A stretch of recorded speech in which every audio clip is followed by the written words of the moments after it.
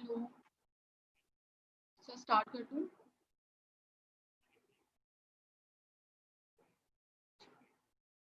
Okay okay.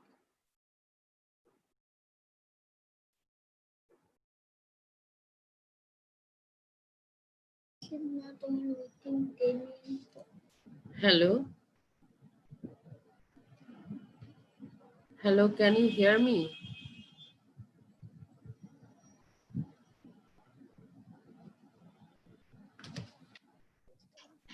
Yes, ma'am, your voice is audible. Okay.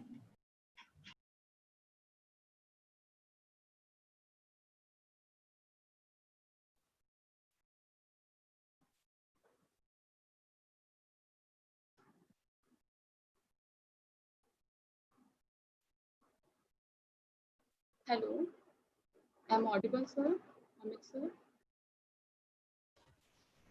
Yes, ma'am. Okay. You are audible.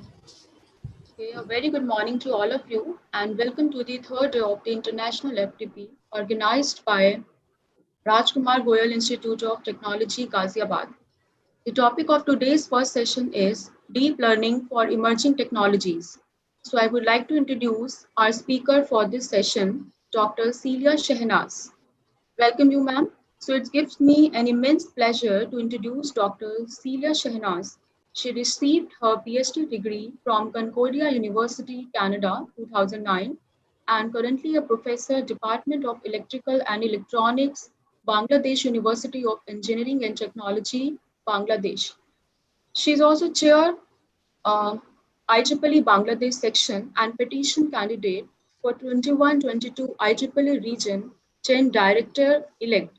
She has published more than 120 international journal conference papers. Her research areas include deep learning, pattern recognition, and machine learning. She was the winner of the Best Student Paper Award 2008 IEEE International Conference on Neural Networks and Signal Processing, Zhenjiang, China. She was selected as one of the finalists of the Student Research Presentation Competition in 2009 Setchcom Workshop, Montreal, Canada. She is the 2018-19 member, Technical Committee, Image, Video, and Multimedia in Asia Pacific and Information Processing Association, IET Signal Processing. She is also the mentor of first and second prize winning projects in IEEE IAS CMG Robotics Contest 2019 and 18 USA. She is the supervisor of fifth ranked winning team in Signal Processing Cup competition in ICA SSP 2015 Australia.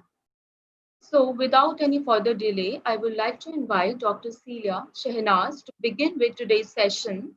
Over to you, ma'am. Thank you, Nisha, for your humble introduction. And thanks the university and the college for taking this timely initiative during this corona break. So let me share my screen.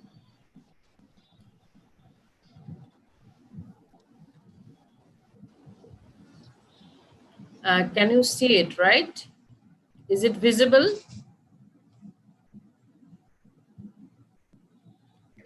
Yes, ma'am. Okay, so then move forward. So this is a faculty development program. The overall theme is recent trends in computer science and IT. Okay, and it is organized by Rajkumar Goel Institute of Technology, Ghaziabad. So I really thanks the organizers for taking this timely initiative for faculty and student skill development. So in line with the theme, our title today is Deep Learning for Emerging Technologies. This is just a brief bio because my bio that is read is a bit older. So, but this is the updated bio. What most important for me to encourage every faculty to be part of one of the technical society members. If you look at the membership, I myself is the founder of 4 technical society chapters in Bangladesh, like Signal Processing Society, Robotics and Automation Society, Industrial Application Society, Society on Social Implications on Technology. Apart from it, I'm deeply involved in engineering, medicine, and biology research, Power and Energy Society, because all these societies are very much interrelated. So I'm working as a academician, researcher, and innovator for around 20 years. And among these 20 years, more than 18 years as an IEEE volunteer. It is a great honor to serve as 2020 member of IEEE New Initiative Committee. Please Google it and find the job of new initiative committee. They accept different new initiative proposal. If you want to get any help from me, please reach to me so that I can guide you, I can mentor you to the best of my capacity.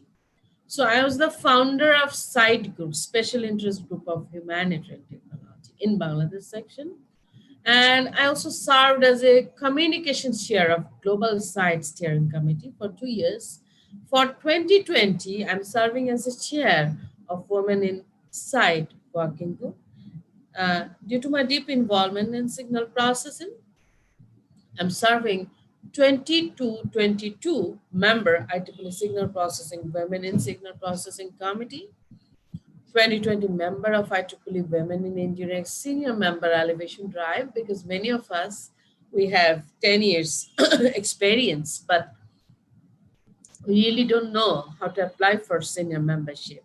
And we really cannot write a very good application. So it's not a women in engineering or a male. I can serve as a guide for anyone. If you need really help, please let me know if you need any reference or anything or any guideline, because writing a good application is very, very important, because you are a potential person, and because of good writing, because of absence of good nomination, your application may be rejected. So I serve as a Power and Energy Society Women in Power Region 10 representative. That has given me an opportunity to connect with whole Region 10 Power and Energy Society members, to know about their challenges, to know about the opportunities to work in the power and energy area.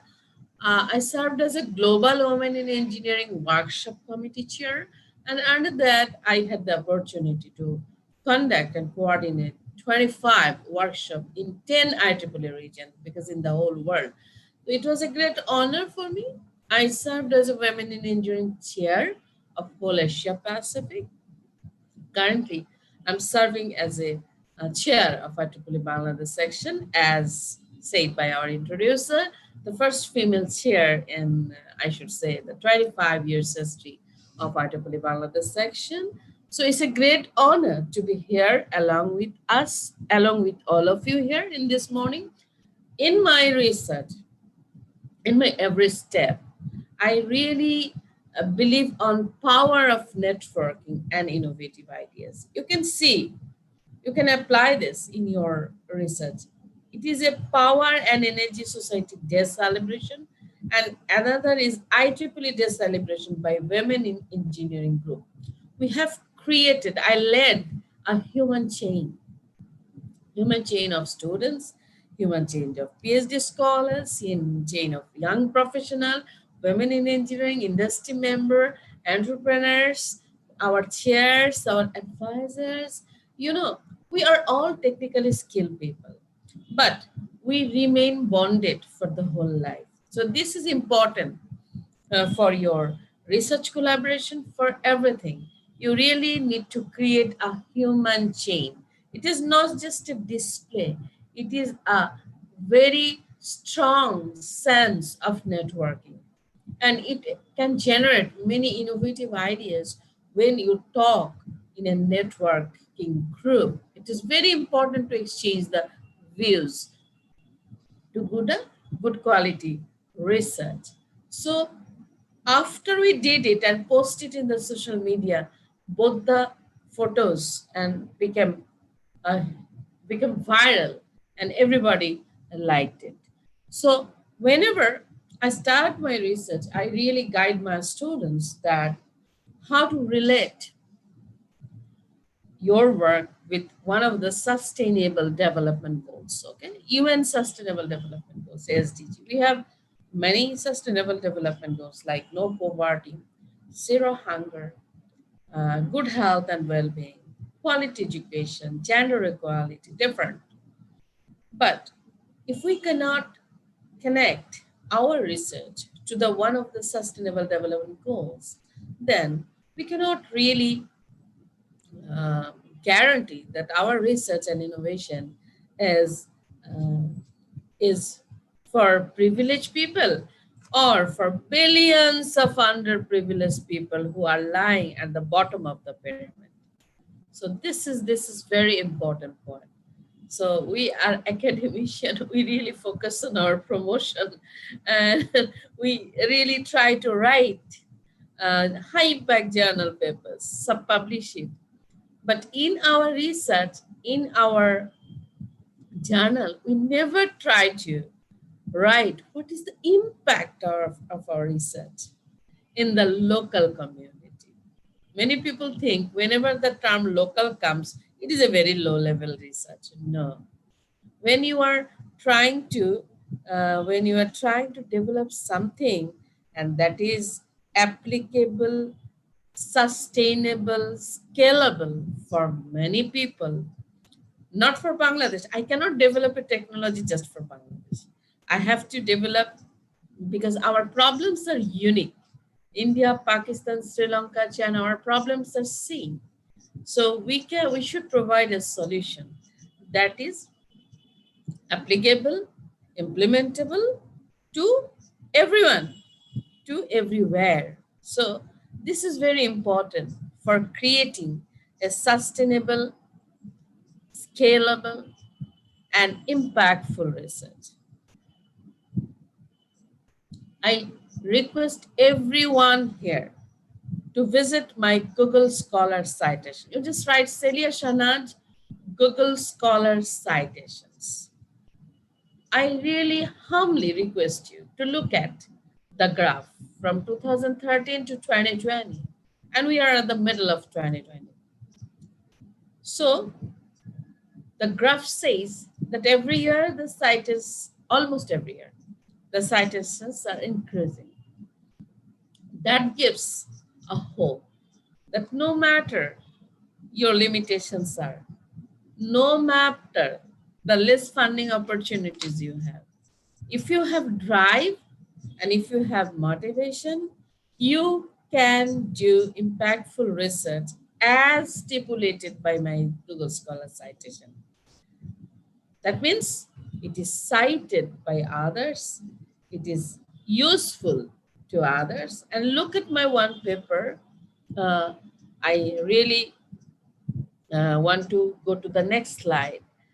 That ECG, many of you know about ECG, electrocardiogram. It is an electrical representation of cardiac signal.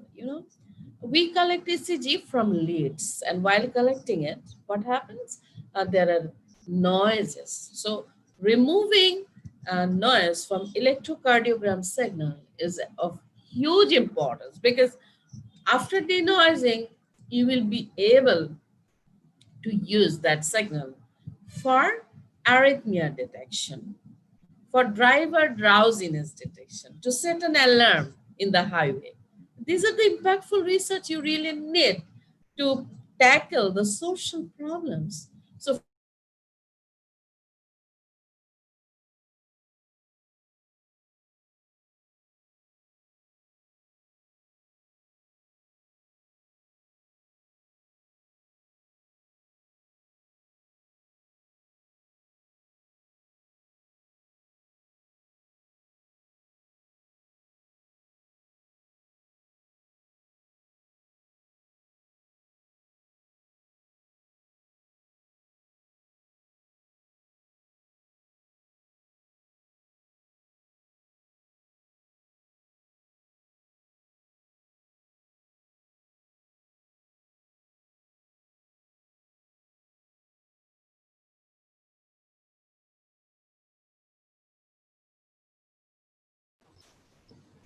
I think there is some disconnection from the speaker side.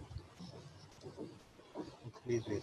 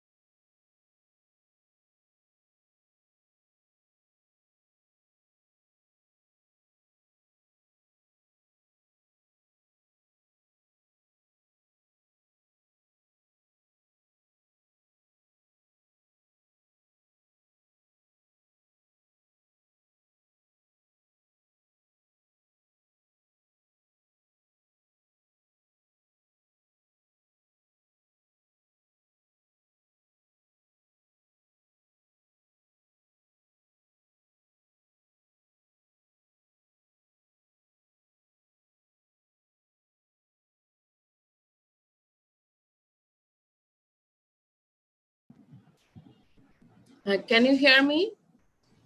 Yes, ma'am. You are audible. Okay, okay. I have a connectivity problem. Okay, Welcome back. thank you. Can you see my slide? Okay, it's okay.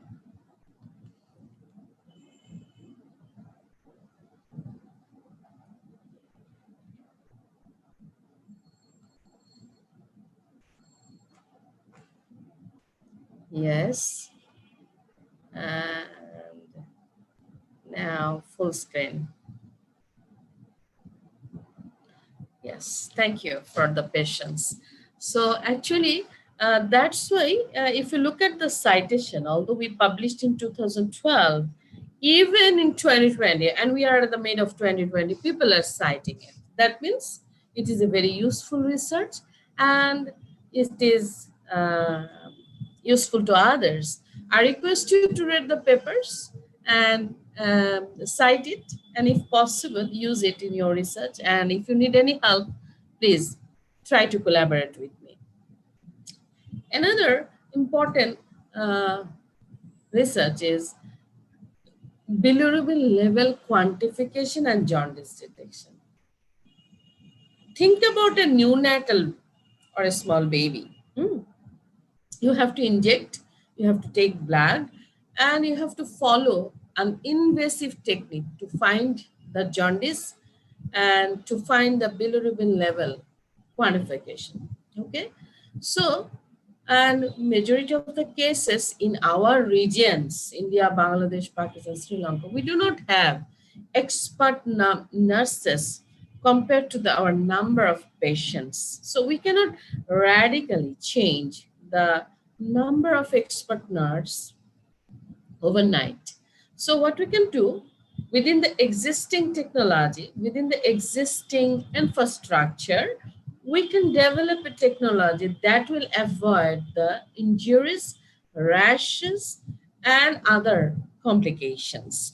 So that is why I, along with my students, have developed this structure. This structure may not, although my students are not mechanical engineers, but they have developed this structure. And for this case, the all mothers in the rural areas do not need to have a smartphone. What they need, a community clinic in any village can have this structure, and mothers can come with the baby and put their face like this, and the sclera or yellowness of the eye will be captured, and it can be sent to the server for accessing by the doctors who are not necessarily in that rural community. They can be further, and doctors can also send their comments and suggestions and diagnosis result through SMS or other things. So in this way, it can be usable to anyone in the farthest most point from our town.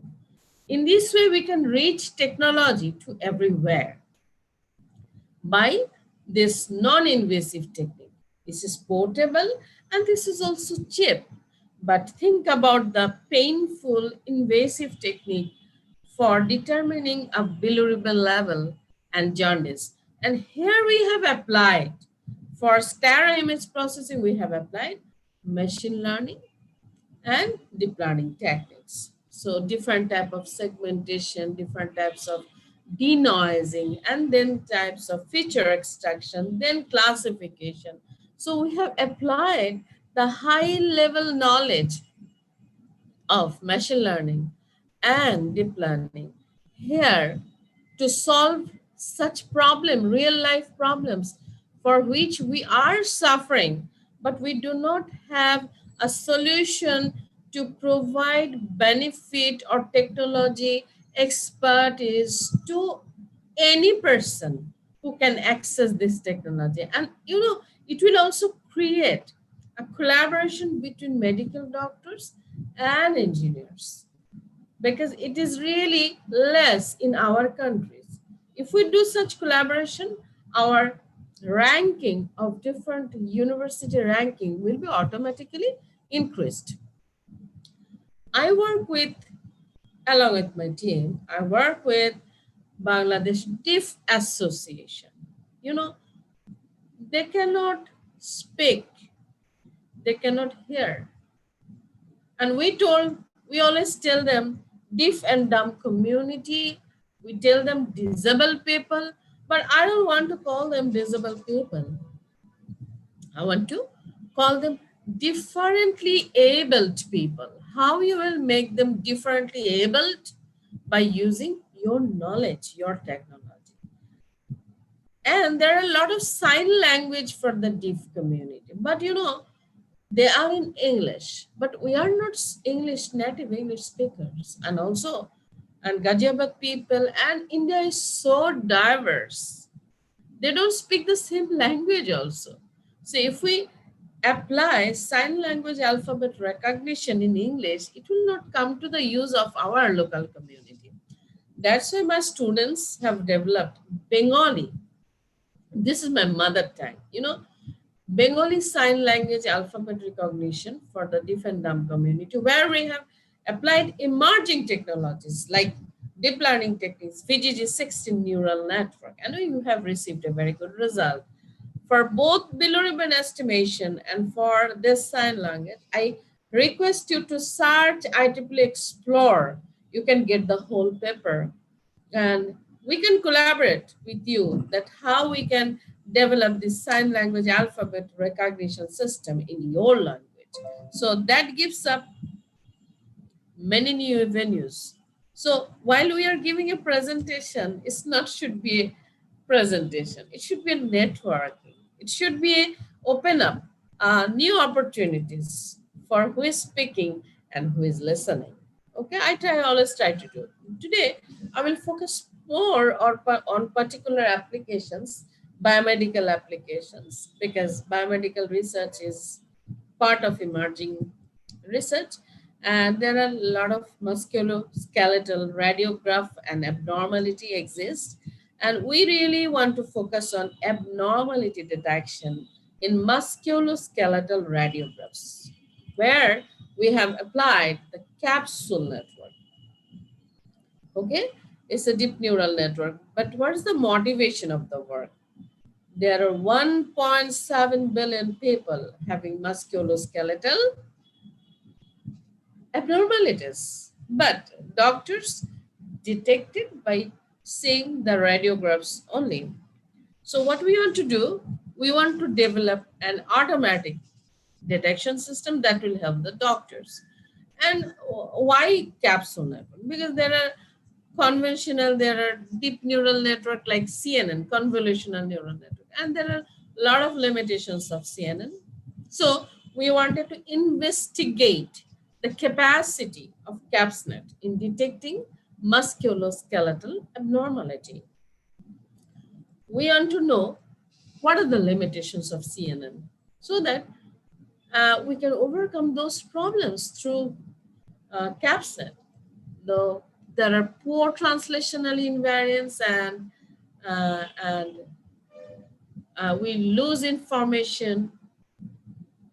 CNN does not provide any orientation information. Okay, and CNN have trouble when objects are rotated or when lighting conditions are not proper. Also, CNN needs huge data set for training. So since we want to handle biomedical signals, so it is not always possible for us to have huge data set for training. So that's a practical problem. So if you want to, now my research group is working to apply uh, CAPSNet for COVID-19 detection from X-ray images, but we have very less data set. So that's also a problem. So to overcome this, the problem that we have cited for CNN, CAPSNet overcome the problem because output from each neuron is replaced by a vector, and max pooling operation is replaced by more effective routing by agreement algorithm. So output vector of a capsule represent the probability that entity represented by the capsule is present in the current input. And mother capsule gets input from child capsule without losing the spatial information. Output node with the highest vector length gets activated, and class capsule determines the correct output level. This is an overall structure of the CAPSNet, or we can say it's a flowchart. The process of musculoskeletal abnormality detection using capsule network. Okay. So first input, and then we will do pre-processing, and there are convolutional network, primary capsule network, there is optimization, then we determine the class capsule to get the output. So let us see what is pre-processing. We really need to pre-processing because our data set may contain image of variable sizes. So we decided to resize the image into 64 cross 64, 128 cross 120, and 224 cross 224. And you see the image, how they were reshaped into different pixels.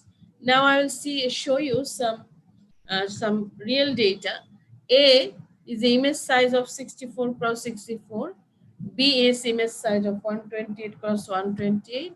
And C is image size of 224 cross 224. And you can see, if we downsample, then image quality is degraded.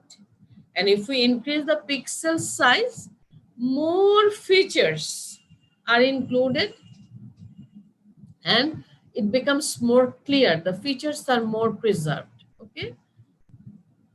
And we not only depend on this subjective quality, we also, what happens? Am I disconnected again? No, ma'am.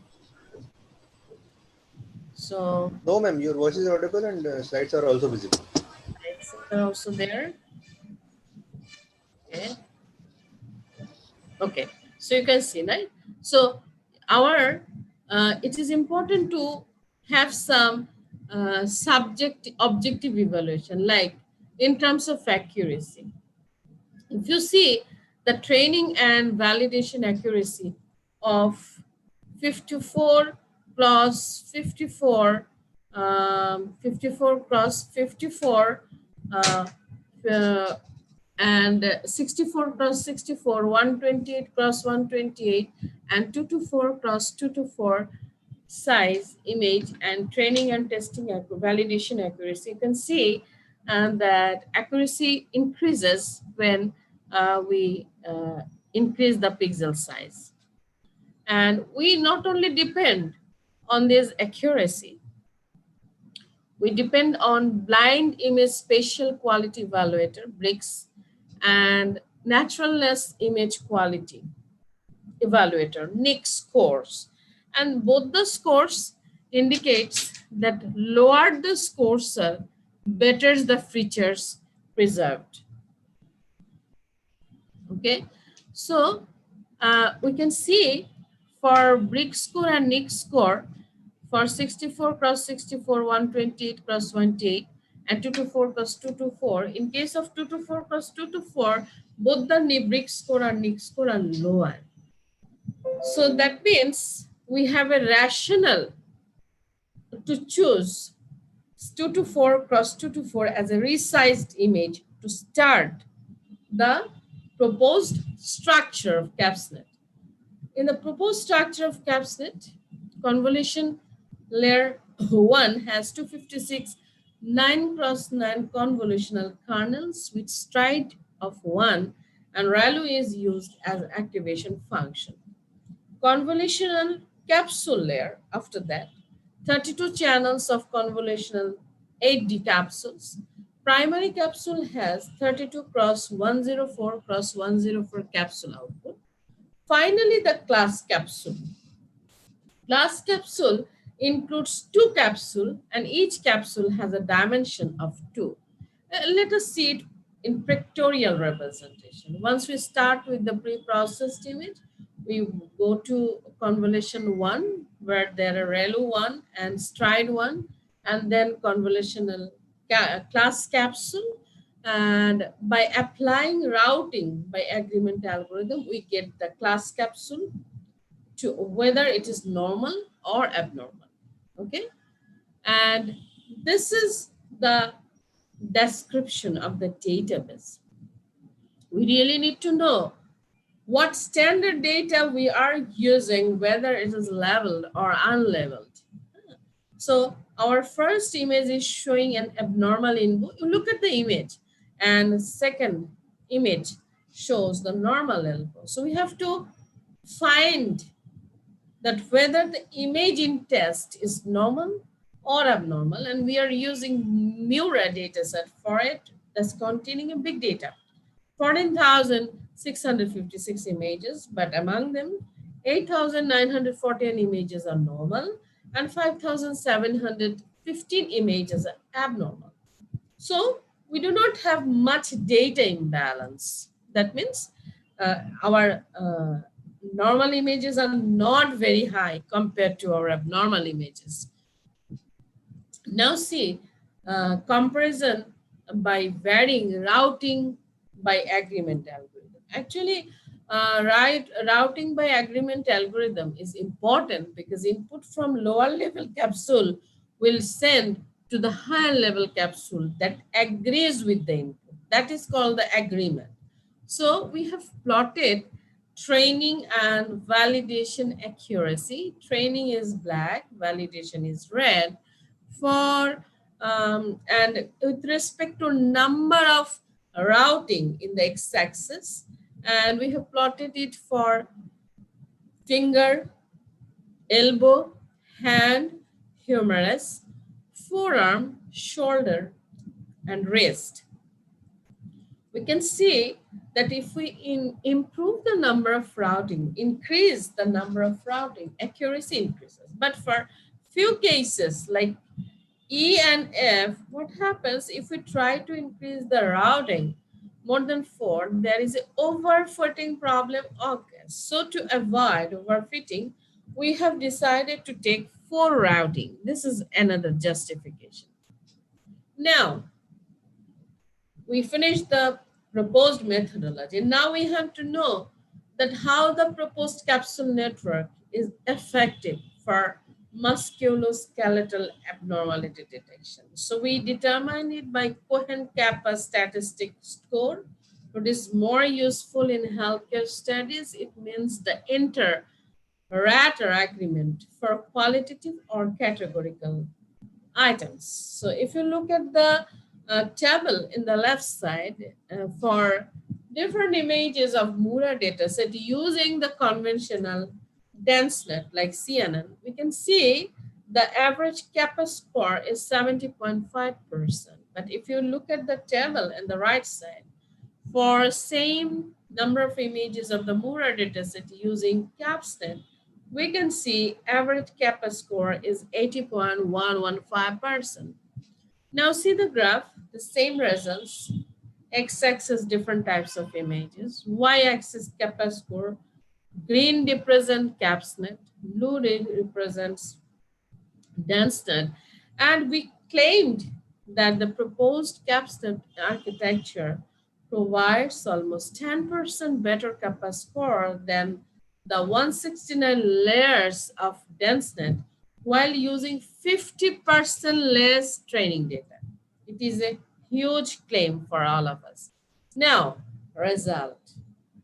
For presenting your result, we must compare it with standard technique.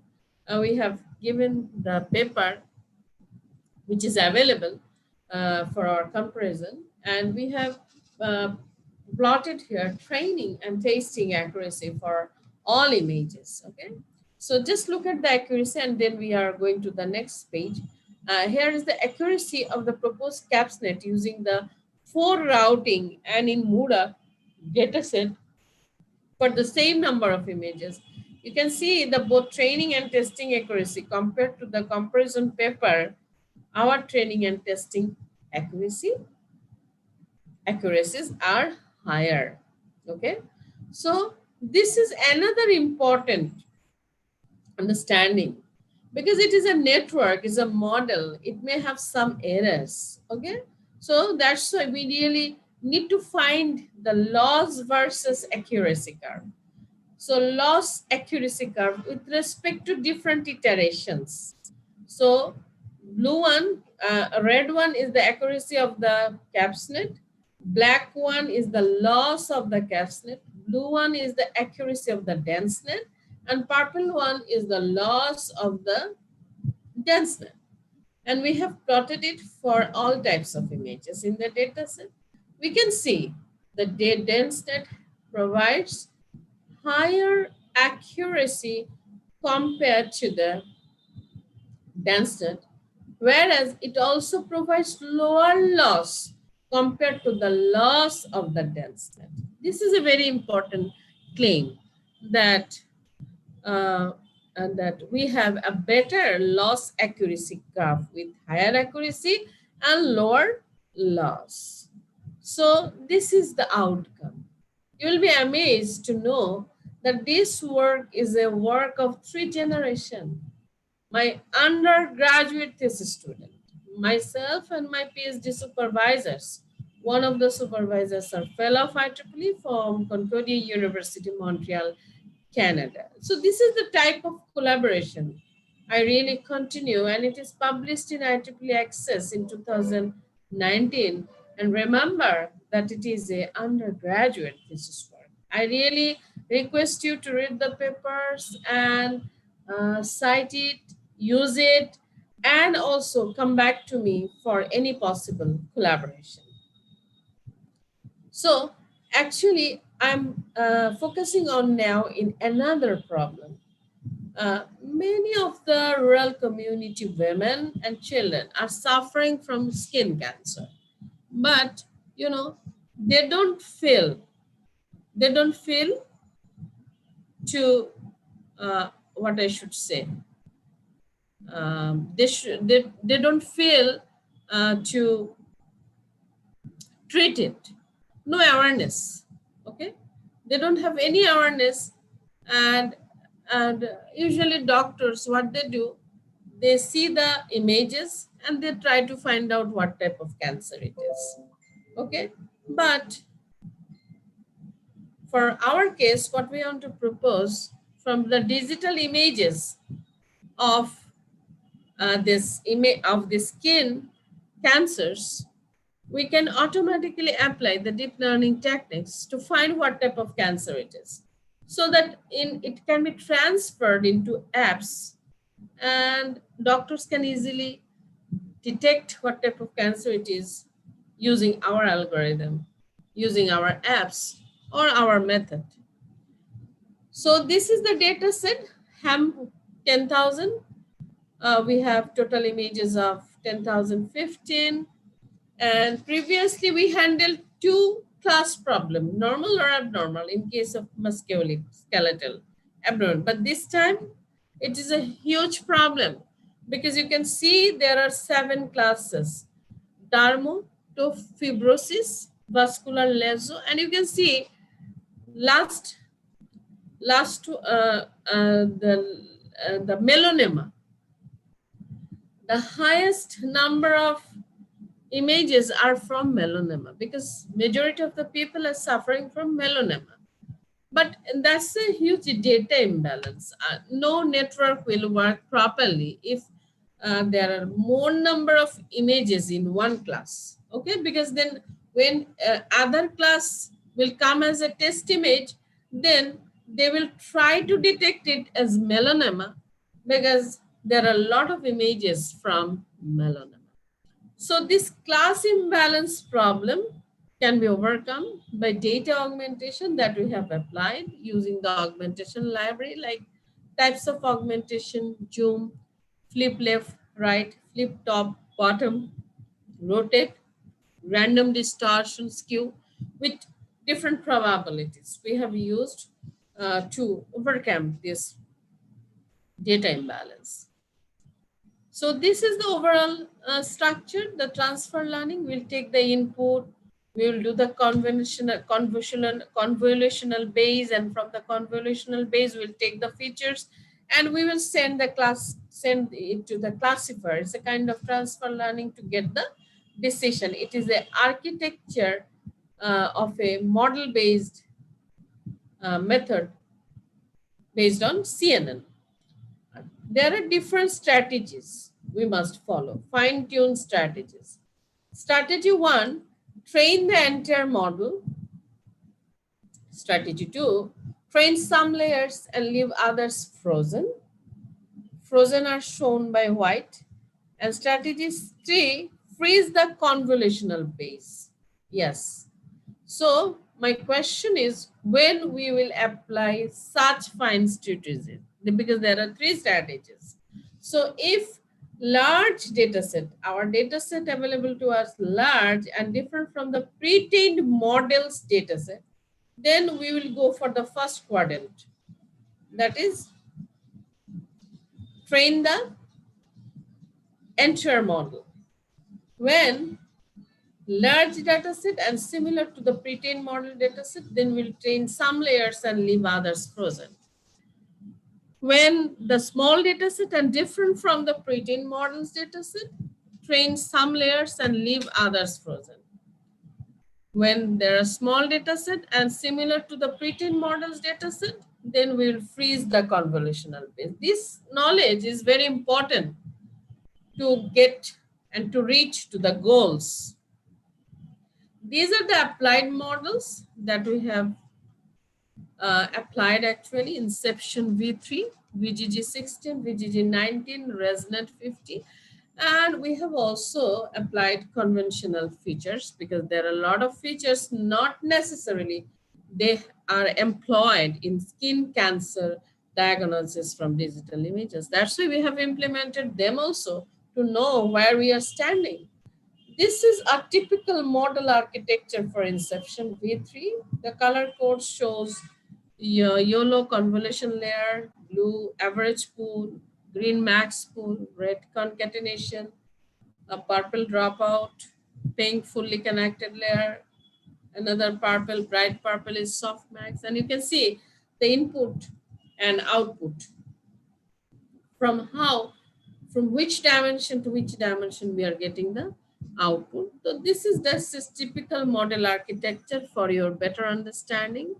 And this is the top layer specification for classifier that we have used for all models that we have employed: global average pool layer, dropout layer, batch normalization layer, and dense layer. And we have used Adam optimizer, and metric is F1. So these are the conventional features that we have implemented, because skin disease image, this is a color feature, color image. So we have used different color features. We have used image quality feature, measure, and we have also used different histogram based features in different color domains, like RGB, hue and saturation, YCBCR histogram, and there are different histogram analysis we did. And look at the accuracy of Inception V3, VGG 16, VGG 9, Resonant 50, and conventional features naturally as expected. The result for models, network models, is better than the conventional features in majority cases. Okay. So we have another finding, that not all stages are equally important. Top stages with more images trained on deep neural network are can be acquired for better accuracy. Okay, so different networks what work better for different stages. So what we can do, we can ensemble decisions from different layers, or we can say the perfect or better or most accurate layers of different models, so that we can have an ensemble decision. So our future on which we are working at this moment, finding the best layer from each model, that we will take dermoscopic images, we'll do the pre-processing, then we will do fusion of layers. Either we can take the features, or we can take the decision, fusion of decision of different layers. After finding the best layer of each model, then we'll send them to the classifier to find what type of cancer it is. So let me share with you different funding opportunities, which is very important to carry forward fundamental research. And this is also important for faculty development. I serve in a Global SPS Women in Signal Processing Committee, and myself, I applied to Signal Processing Winter School on multimodal signal processing. I was the proposer, application led, and we did last time that signal processing winter school, and we had 70 participants and 11 infrastructure instructor from industry and academia from 5 different countries: Malaysia, India, USA, Uruguay. But it's a huge opportunity. I will request all of you to form SPS student run chapter. Why? Because a student fee for SPS is $1. It's a huge opportunity now. and now it is $0.5 because it is half yearly membership going on. So please grab this opportunity and write the proposal and bring the world-class speakers for your SPS school, winter school in your university or in your branch. And this is another initiative because, I wanted to gather all signal processing researchers. That's why in my capacity, since I was the founder of Signal Processing Society chapter, and I'm also chair of IEEE Bangladesh section, I wanted to collaborate between the chapter and the section and founded this conference, IEEE SpeaksCon. And you can also collaborate with me about IEEE SpeaksCon for future version. And this is between IEEE BasicCon, that means collaboration between section and EMBS. And this is also, I should say, we really need to know the implications of sustainable technology. That's why we prefer collaboration with SSIT chapters to know the social implications of different technology. And most important, what I focus for faculty development and student skill development, that industry engagement. So we did an industry forum where CEOs of largest telcos in Bangladesh, machine intelligence company, a power company, communication company, smart device company, ICT companies come together. And we really need to know what is the problem industry is facing so that we can work with our students and provide those solutions. That will serve to purpose. Our students will get the opportunity to have the internship, and our students have their future recruitment placement. At the same time, we will get funding for our academic collaboration. That will create a real industry academia collaboration. What happens?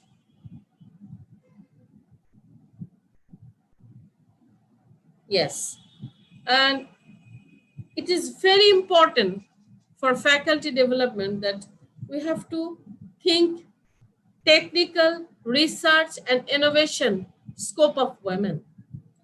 So this is a IEEE Humanitarian Activity Committee funded Women to Women Empowerment Challenge, where women were requested to find one problem faced by women in Bangladesh and provide the technological solutions based on their knowledge of signal processing, computer science, machine learning, robotics, engineering, medicine, biology, so that they can develop, transform their project into product, so that in future they can be social entrepreneur. It is very, very important.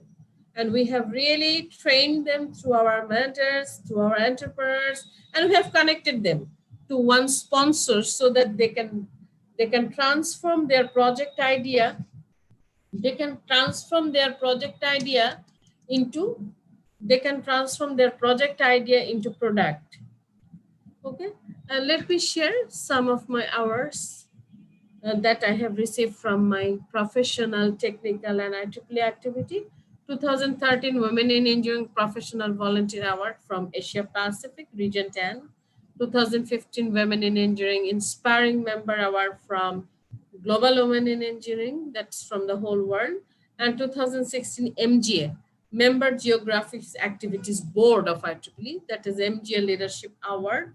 And 2019 Region 10 Outstanding Humanitarian Activities Outstanding Volunteer Award. Actually, this is not a list. This is a list of commitment that has driven me for more research and innovative work in the emerging technology.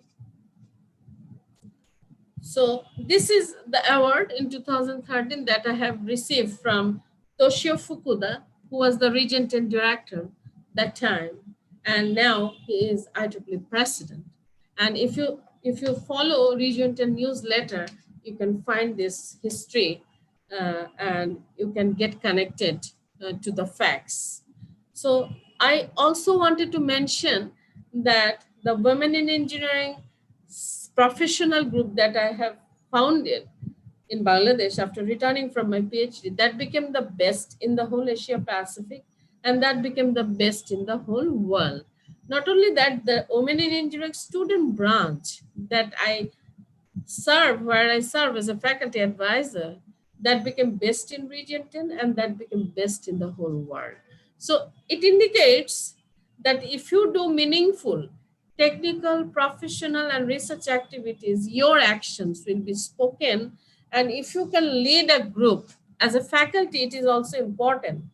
It is part of the faculty development because many of these women are working in industry and many of these women are the faculty members, you know. Okay. So this is the 25 years celebration banner that I have received from Regent and Director, Prof. Cookzain. So actually it is a commitment for me that I have to work harder because as the first female chair, I have received this banner and it's a great honor. And I really became more committed and worked very hard for my section for research, professional, industry, and entrepreneurship activities. And it is a huge application that I led. And it was a 2018 IEEE MGA Outstanding Large Section Award. That means there are 160 countries and 344 sections, and it is the Outstanding Large Section Award that I led for my section. It is a huge honor, and we have received in Region 10 Congress in 2018 Bali from IEEE President and regional directors. And it is a great honor to receive Best Women in Engineering Student Branch, Best Student Volunteer, Best Young Professional Group, Outstanding Volunteer awards from IEEE President, IEEE President-elect, who is now current president, and it was in 2019, and Region 10 Director, Region 10 Past Director, and Region 10 Future Director, Director-elect. So it's an indication of honor and it's an indication of commitment for which I'm here today for this faculty development program, which is beyond the border and it is not within Bangladesh. Not only that, another important in 2020, recently, 2 weeks back, I'm the founder of 4 chapters and I'm deeply involved in Engineering, Medicine, and Biology Society. Our chapter, EMBS chapter, has received 2020 EMBS Regional Outstanding Chapter Award. Only 2 chapters in the whole world has received this award. It's a great honor that I'm leading that chapter, and I give all credits to the hardworking volunteer, but it is important that I had to lead them with a good vision. And I am really grateful to my partners who really worked hard to receive this honor. This is also part of the development, faculty development. We have to grab all opportunities by forming those chapters, knowing their solutions, knowing their opportunities. Otherwise, more we get delay, and more we will be deprived of those opportunities. More our young generation will not get the opportunity to flourish and nurture their potential and to get recognized by the whole world. So this is the, I should say, the highest professional challenge I have received. I was the general chair of TENSIM 2020, which is a Region 10 flagship conference, and that was awarded to Bangladesh section by a bid process. And we did, starting the application process in 2018, it was a dream. And we received highest number of papers, more than 1,000 compared to all previous TENSIMs. But problem is it is pandemic, such a huge conference, how we will do in such a pandemic situation where there are 446 accepted papers, 44 speakers, 70 technical sessions, and many parallel tracks like student, young professional, industry, academia. It was a huge problem, but I could lead this first Region 10 fully virtual flagship conference for ensuring timely dissemination of the research outcomes of the researchers, scholars who submitted papers. This is also part of the faculty development. It is very important to do something for for improving the technical society around you. It is part of the research and it is part of the emerging technology.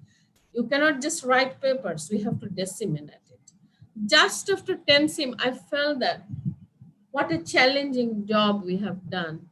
And intensive, I have seen many stressed faces who really faced problems, that how they will face challenges and how we'll find possible solutions, or for future conference for which they are organizing, and they have accepted many submitted papers. So to solve their problem, to help them, we have launched the virtual conference organizers panel, first time in Region 10, to explore the challenges of organizing a full virtual technical conference. It is a 10SIM 2020 post-conference initiative, and I led that initiative along with my amazing team.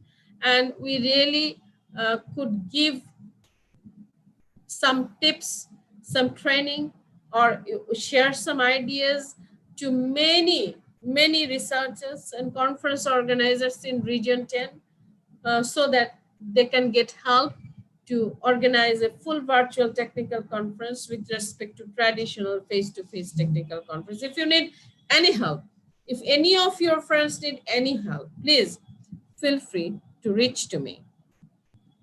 So I really grateful for your effort for arranging such faculty development program. So I request all of you to visit my website www.celiashahnaz.com, www.celiashahnaz.com. So please read about me, read about my researches, visit my Google Scholar citation, visit my contributions, and let me know how I can help you. Because if you read about me, then you can find that how my expertise fits to your expertise. And I'm sure we will find some common ground. So I want to mention that whenever a responsibility is given to you as a researcher, as a student branch advisor, as a student branch technical chapter advisor, as a section leader, as a region committee leader, as a global committee leader, we must see that how we have performed in our previous assignment, so that we can become confident that now we are really, I'm ready to take the leadership of whole Region 10. It is very important to create and to build yourself. So this is part of the faculty development. It is not only you always look for the limitations, discuss about the limitations. If you have spirit, if you have potential, no matter you are from which country, no matter you are from which state, your actions will be spoken and you will be ready to serve in the global or any bigger role. It can be either in university or it can be beyond your university. With that spirit, I again want to thank the participants and the organizers, but my appeal is please reach to me for any kind of help. I will be always there to recognize the potential of the hardworking root level researchers and volunteers so that their voices can be heard and they can get the opportunity do innovative research, because IEEE is the largest technical and professional organization. We must give value to the technical expert to lead the smart world. Thank you very much.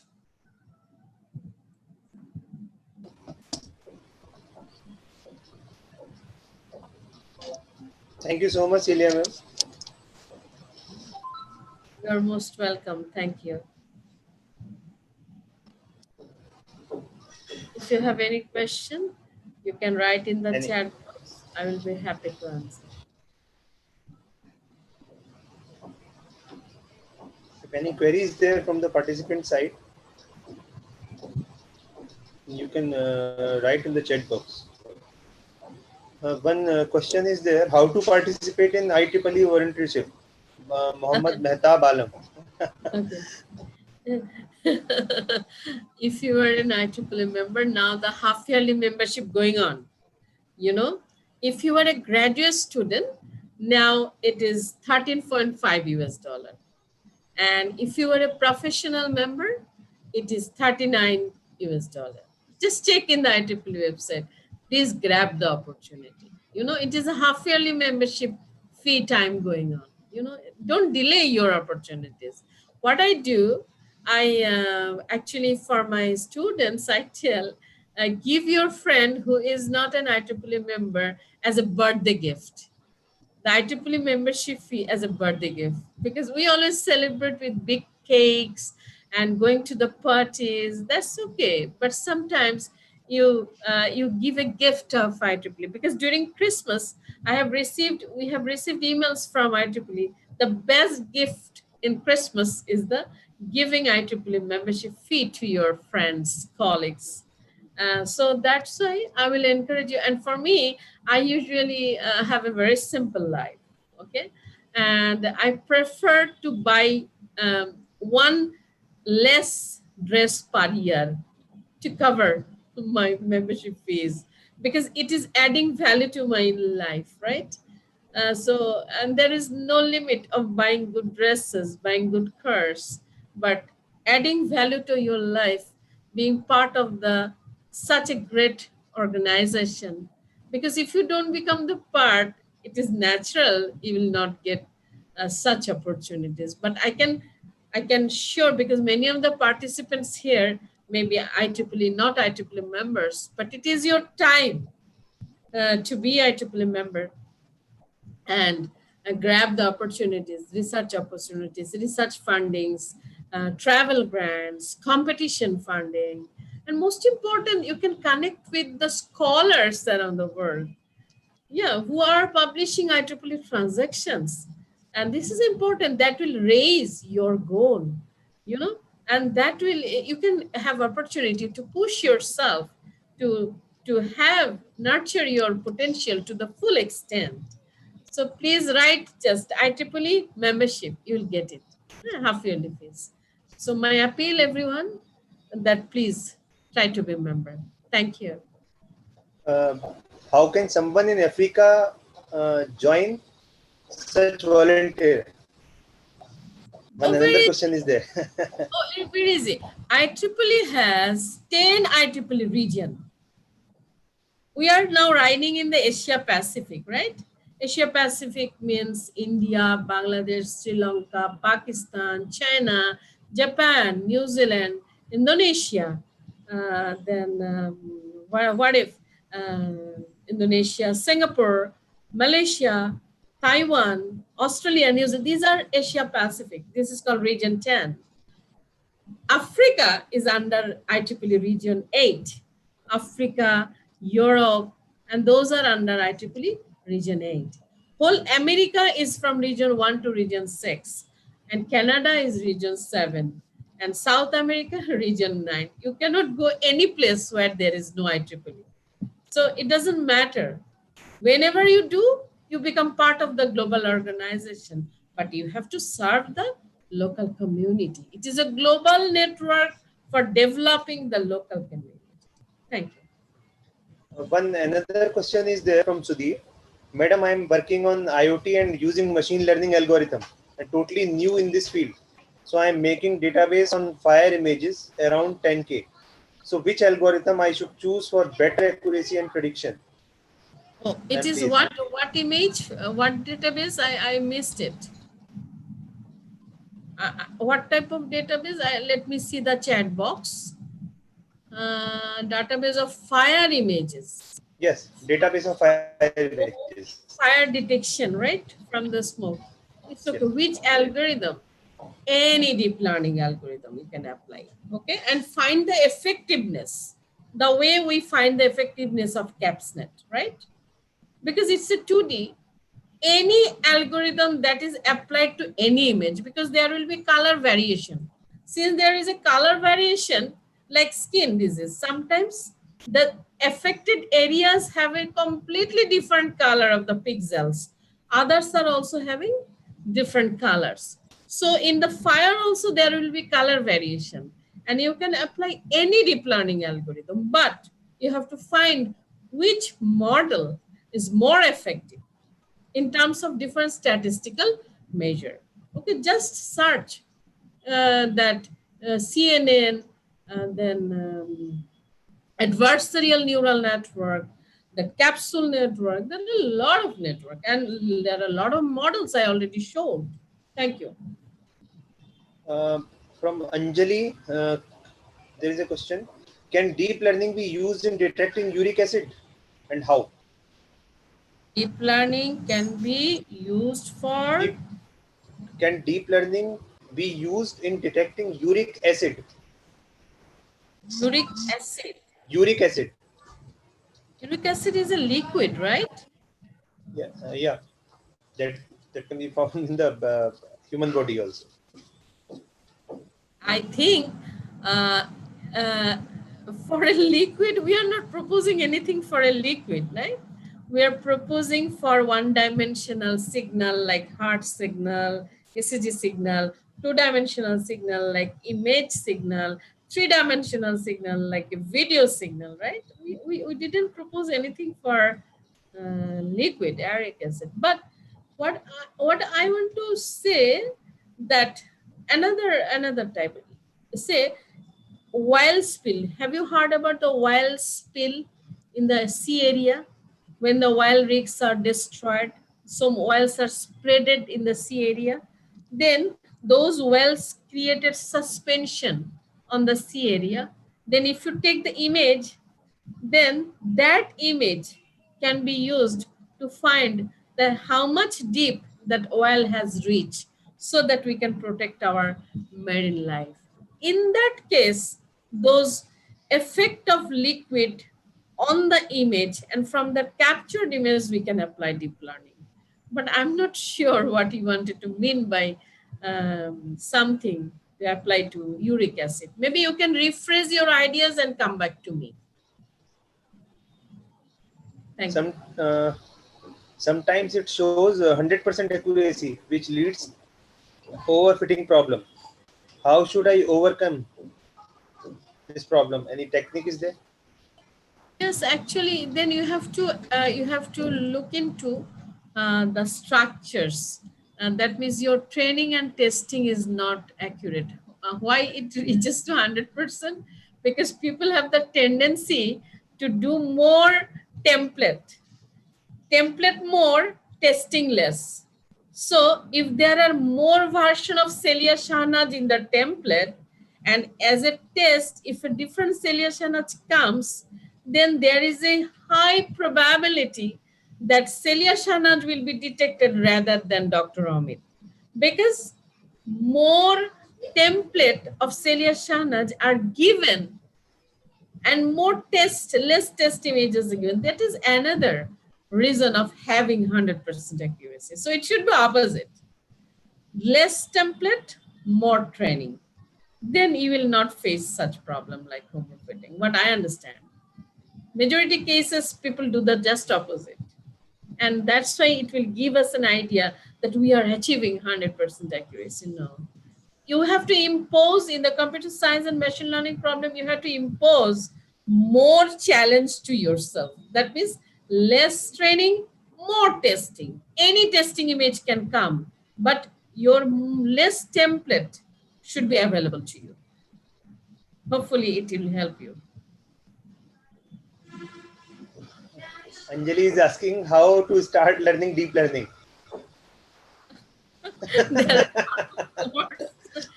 Myself, I didn't know. I started learning Fortran in my undergrad study. That time there was no MATLAB. Then after undergrad, I started learning MATLAB. Then when the deep learning came, I started learning deep learning. So there are a lot of tools, Python, open access, just there are a lot of codes available. Just search it, you will get it. Okay. Okay. There are And so there are a many. lot of online courses of deep learning, lot of online courses. Try to find them. Okay, MIT, Stanford, they offers lot of, and you look into Coursera, online repository for courses. There are a lot of courses there also. Please avail those opportunities. That has IEEE has given me is an ocean of knowledge, and my day is only 24 hours. And even if I work 18 hours per day, I'm still in the ocean. And I always regret for not learning everything because you cannot finish it. It is an ocean of knowledge. Thank you. One last question is there, ma'am. How can I get in touch with R8 for Africa? Okay, are you from Africa, region 8? Then Uh, you just, are you from, there is maybe, question for from some participant side. I think maybe he is residing in Africa. Yeah, maybe. So you just write region 8, IEEE region 8. Then you will get a lot of who is the director, who are executive committee members, who are the sections. But no matter which region, that you become a member. And since your geographical location is Africa, you will be part of the region 8. Since my geographical location in region 10 is Bangladesh, so I'm part of region 10. But IEEE membership is global. First become the member and then search it, you will get their list. You will get their email address available in the website and you contact with them. Thank you. Thank you so much, Celia ma'am. There are hundreds of comments for the appreciation. Nice explanation, good content, very appreciating. There are so many comments in the chat box. Very nice session. Thank you so much, ma'am. Thank you. Thank Over you to Nisha, for ma'am. the opportunity. It's an opportunity, I should say. And this pandemic, everybody is telling it is a problem. Sure, of course, it is a problem because in my country, every day, death rate is very high, infection rate is also very high. But I should say I'm a privileged person that I am getting opportunity to connect with the people, with the scholars and researchers in face to face. It may not have possible with doing webinar every day, 1 or 2 day webinar. In such cases, I should say it's an opportunity rather than challenges. But of course, it is a challenge for the students whom we have sent to the rural villages from the hostels because they don't have the connectivity.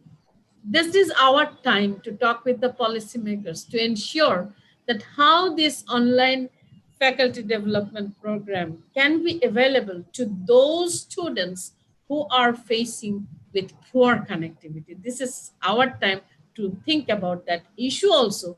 Also do some humanitarian projects with the students, train the students so that after the pandemic, we can ensure the minimum solar energy, minimum connectivity, minimum internet connectivity by in support of power for those underprivileged community.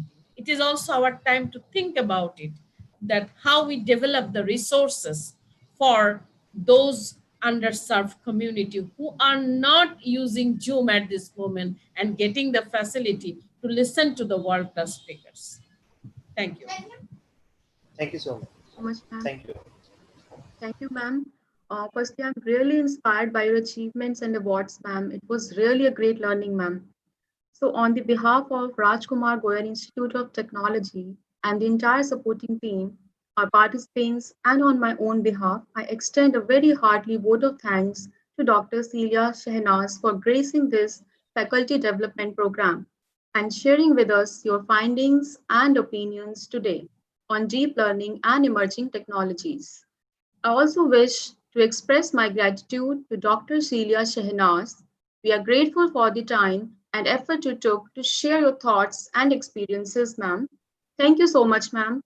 And also, I would lastly like to thank the great audience as well as for their active participation. Thank you so much, ma'am. Thank you. You are most welcome. I really thank all the faculty members and participants from different parts of India, maybe beyond India, and hope I will talk with Dr. Umit more to connect with the scholars who have provided their time, talent for this faculty development program. Thank you very much. Thank you so much. Thank you, Thank ma'am. you. Bye. Stay safe, stay well. Thanks.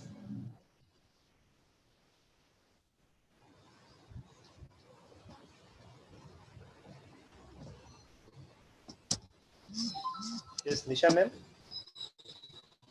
Yes, sir. start the second session. Okay, sir. Thank you. So, moving on, we will now continue the second session of day third.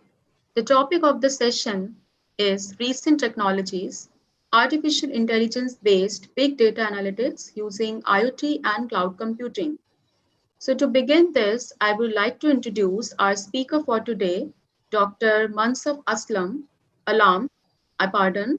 So, Dr. Mansaf Alam is an associate professor in Department of Computer Science at Jamia Millia Islamia, New Delhi.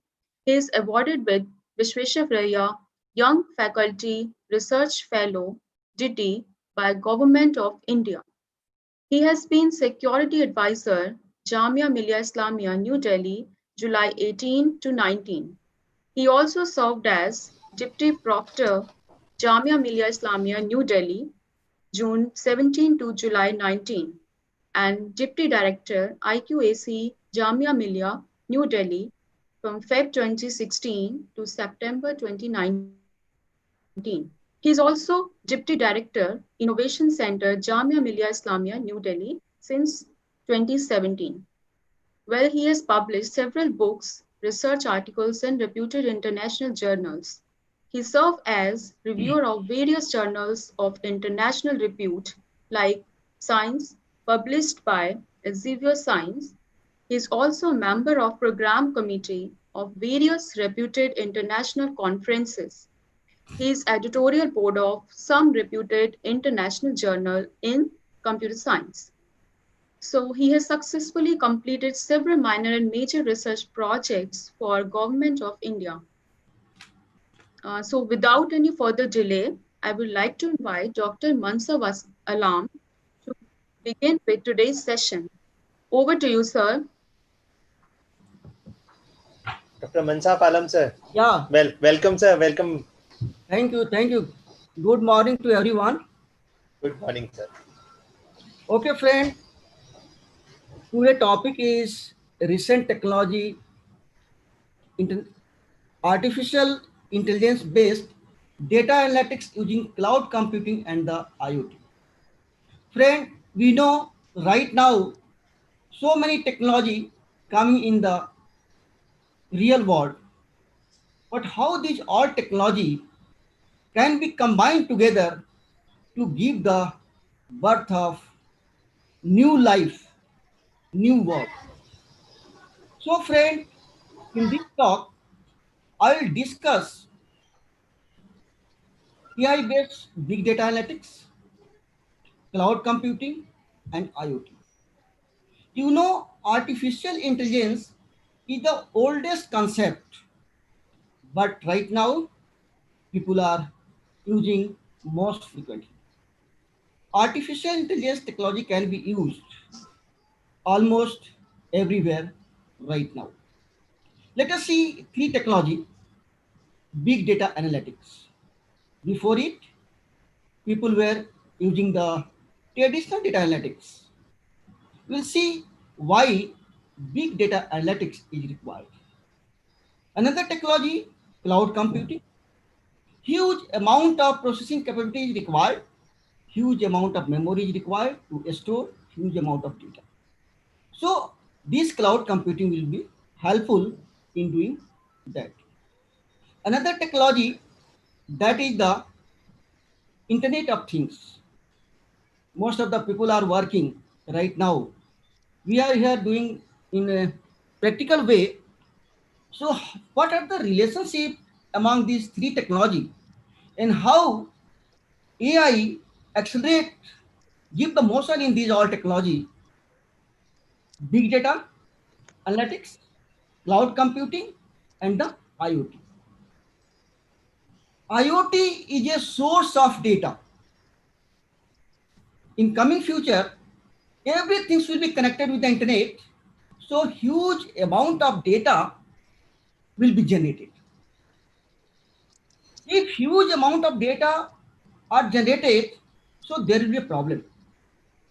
That problem is known as the big data problem. So big data is a problem, and how can you solve that problem? You can use the concept of cloud computing. So these are the relationship among these three technology. And then in the last, we introduce the concept of artificial intelligence to do the work in very efficient way, in a effective manner. So before going to start these all things, let us see a clip of 1 minute, and you can see what is going on and how can you implement it in your real life.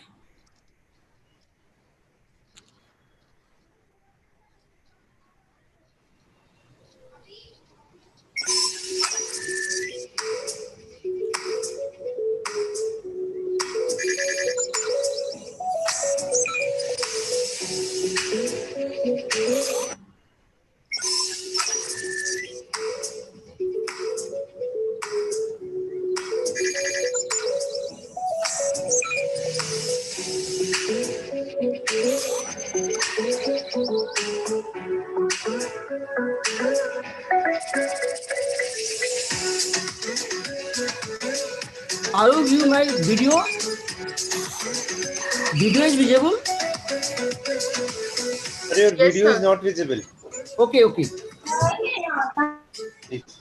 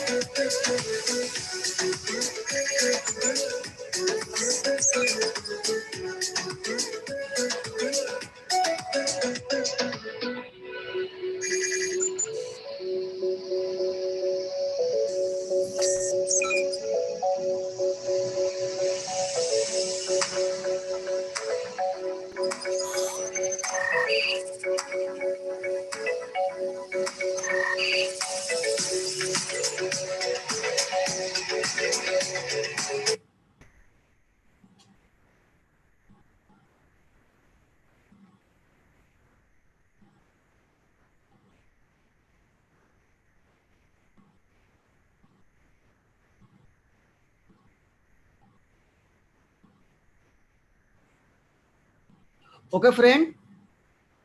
So you have seen the things, how the things is going on in the real life. Am I audible? Yes, sir. Yes. Okay. So friend, let us see the human face of big data. A huge amount of data is stored in human mind. And we are doing research, we are developing different technology using the data in your mind. So you can say human face is the big data. whatever going on in your inside your mind, that will appear on your screen. Friend, you know, what are the activity take place to manage the data in the human mind? That is the again the big data. Some scenario is also stored in your mind. Some pictures also stored in your mind. Some type of data is stored in your mind. Different type of data is stored in your mind, and that also the big data. But how these all data manage in the human mind? This is the question. There is no techniques is used there, but naturally it is managed. So everything in the real world that taken from the nature. What is going on? And you can apply your mind, you can develop new technology and new things. Let us see, friend, how the concept of deep learning, machine learning, artificial intelligence, that all taken from your brain. Intelligence means you are talking to someone that he is the intelligent man. He is not intelligent man.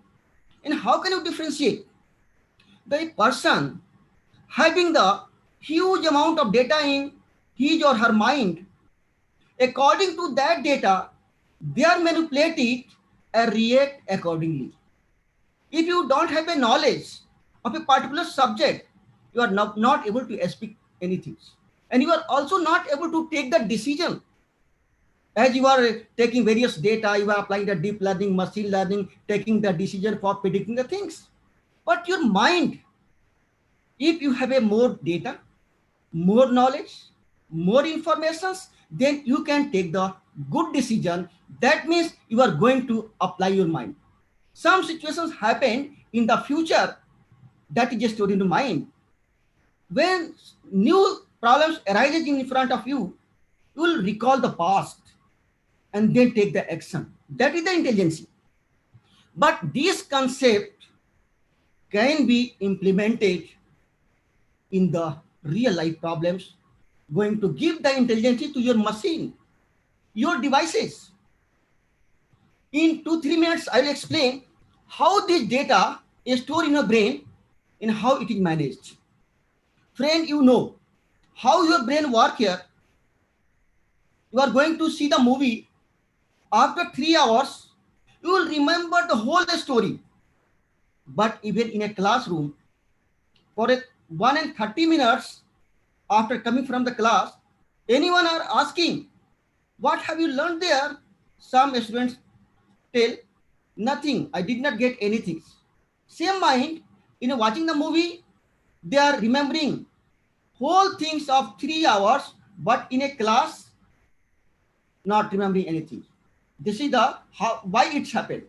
You are going to read the novel book of 500 page, 600 page, 1000 page, and you remember entire things in the novel, but in the course book of 300 page, if once you read it, and after closing the book, someone asks, what did you get it? Can you narrate the entire things in the book? You are not able to narrate it. So why it's happened? It is possible. You can make your mind to read the book from first page to end page. You can remember each and everything. Is it possible? Maybe possible. Similarly, you watching the serial. In a serial, everything is remembering by you. So there is a two factors here. One is the writer of the book, writer of the film, writer of the anything, and the how the network you are making it. First, you have to make the network among the participants, audience. If there is no network, there is no communications. When you are going to read the novel, you are making the connections with the novel and you. In a picture, you are going to connect you with the picture. But in a classroom, you are not going to connect with the student and the participant. So whatever you are delivering, that will not be transmitted at the appropriate place. There are 4 activities take place in your brain. First one, attention. First, you have to make the attention. Means you are going to be attentive, means you are going to make the network among the audience, among the students. That means you are going to establish. Once you establish the network, then communication is possible. Once network is established, Whatever you will deliver, that will communicate it to each one participant. This is the first step take place. And the second step, that is the rehearsal. Whatever you got the things, whatever you deliver the things, means you are delivering things, you are transmitting the things, and a student and audience are receiver, receiving the things. So the audience will receive it and make the rehearsal. Then there will be three questions. First question, what? Second question, how? And third question, why? If three question arises in the audience mind, that means the audience are receiving your message. First question, if there is a student, they'll ask what. If there is a teacher, they ask what and how. If there is a scientist, then ask what, how, and why. That means their rehearsal. After rehearsal, they will make confirm that whatever delivered by a particular person, where it is a quality or not, if there is an error or not. So to check the error, participant or audience ask the question. And the third category of audience, that is the scientist, they will ask why it's happened. That means you can understand that person is a scientist. After the rehearsal, next activity take place in your brain, that is the encoding process. There are two type of memory in the human being. Just like a computer having the two memory, primary memory and the secondary memory. And that concept is taken from the mind. There is short-term memory and the long-term memory. Whatever you are listening here, that come in the short-term memory. After rehearsal, after the encoding, it will transfer to the long-term memory, and that will be stored permanently. So in whole life, you will never forget it. This is the process. Once it is stored in the permanent memory, you will never forget it. And that will be used in the future. In the fourth step that take place in your mind, that is the retrieval. Whenever you get the information, see here, there is an input output organs in the human body just like in the computer. You are feeding the data to the computer just like input devices, and you are getting the data from the output devices after processing. Similarly, in human being, you are giving the data to your mind for the processing.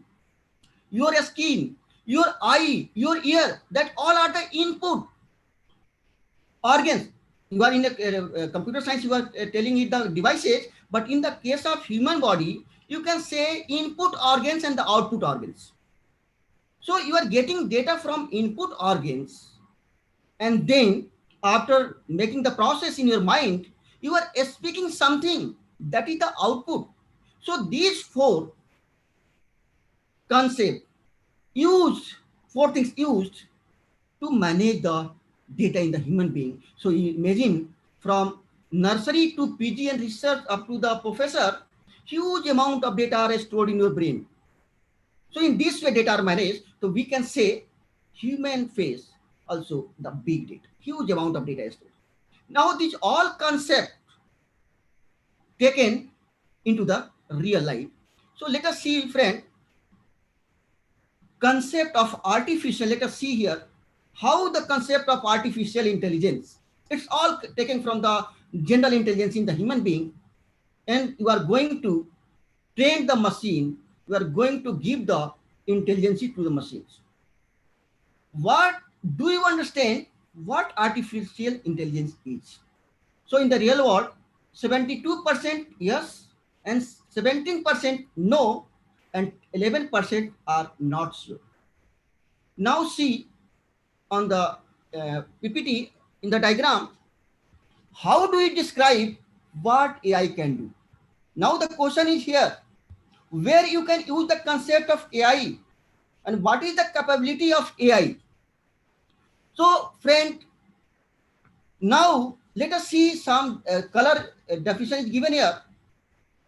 In the top level, one color, in the right side, another color, and the bottom of next color.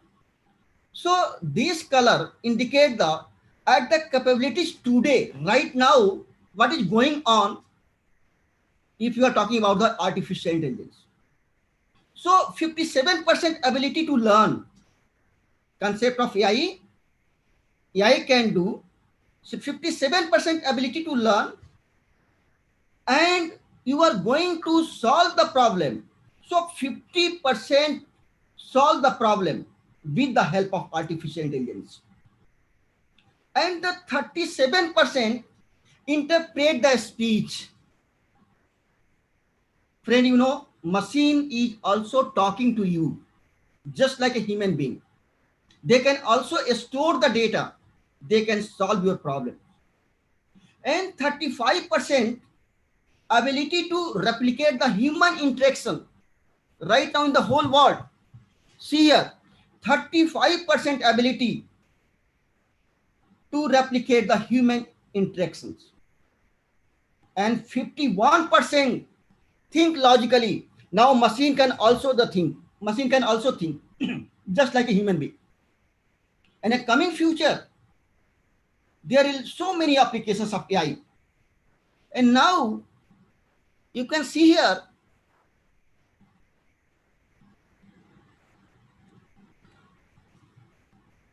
game play. Most of the people are developing the game. They are using the concept of AI. So in a game, 19% play game is used. And the surveillance on the people, camera surveillance, only 18% of AI is used, and 31% replace the human job. Friend, I am talking about the IoT, cloud and big data. In the coming future, there will be another social problems reducing the job. If you are going to train the machine can complete the work of a human being, so human being will be replaced. Maybe in the future, if it is successful 100%. So right now, this is the scenario of right now, AI capability progressively increasing. This side, this color indicate the increasing. So 31% replace human job. And now for the future, let us see here, 10% take over the world. 10% the world take over by the artificial intelligence, and 8% control your mind.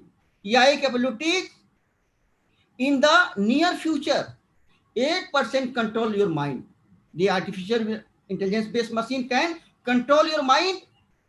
And now the question is here, most of the people are aware or not aware about the emotion.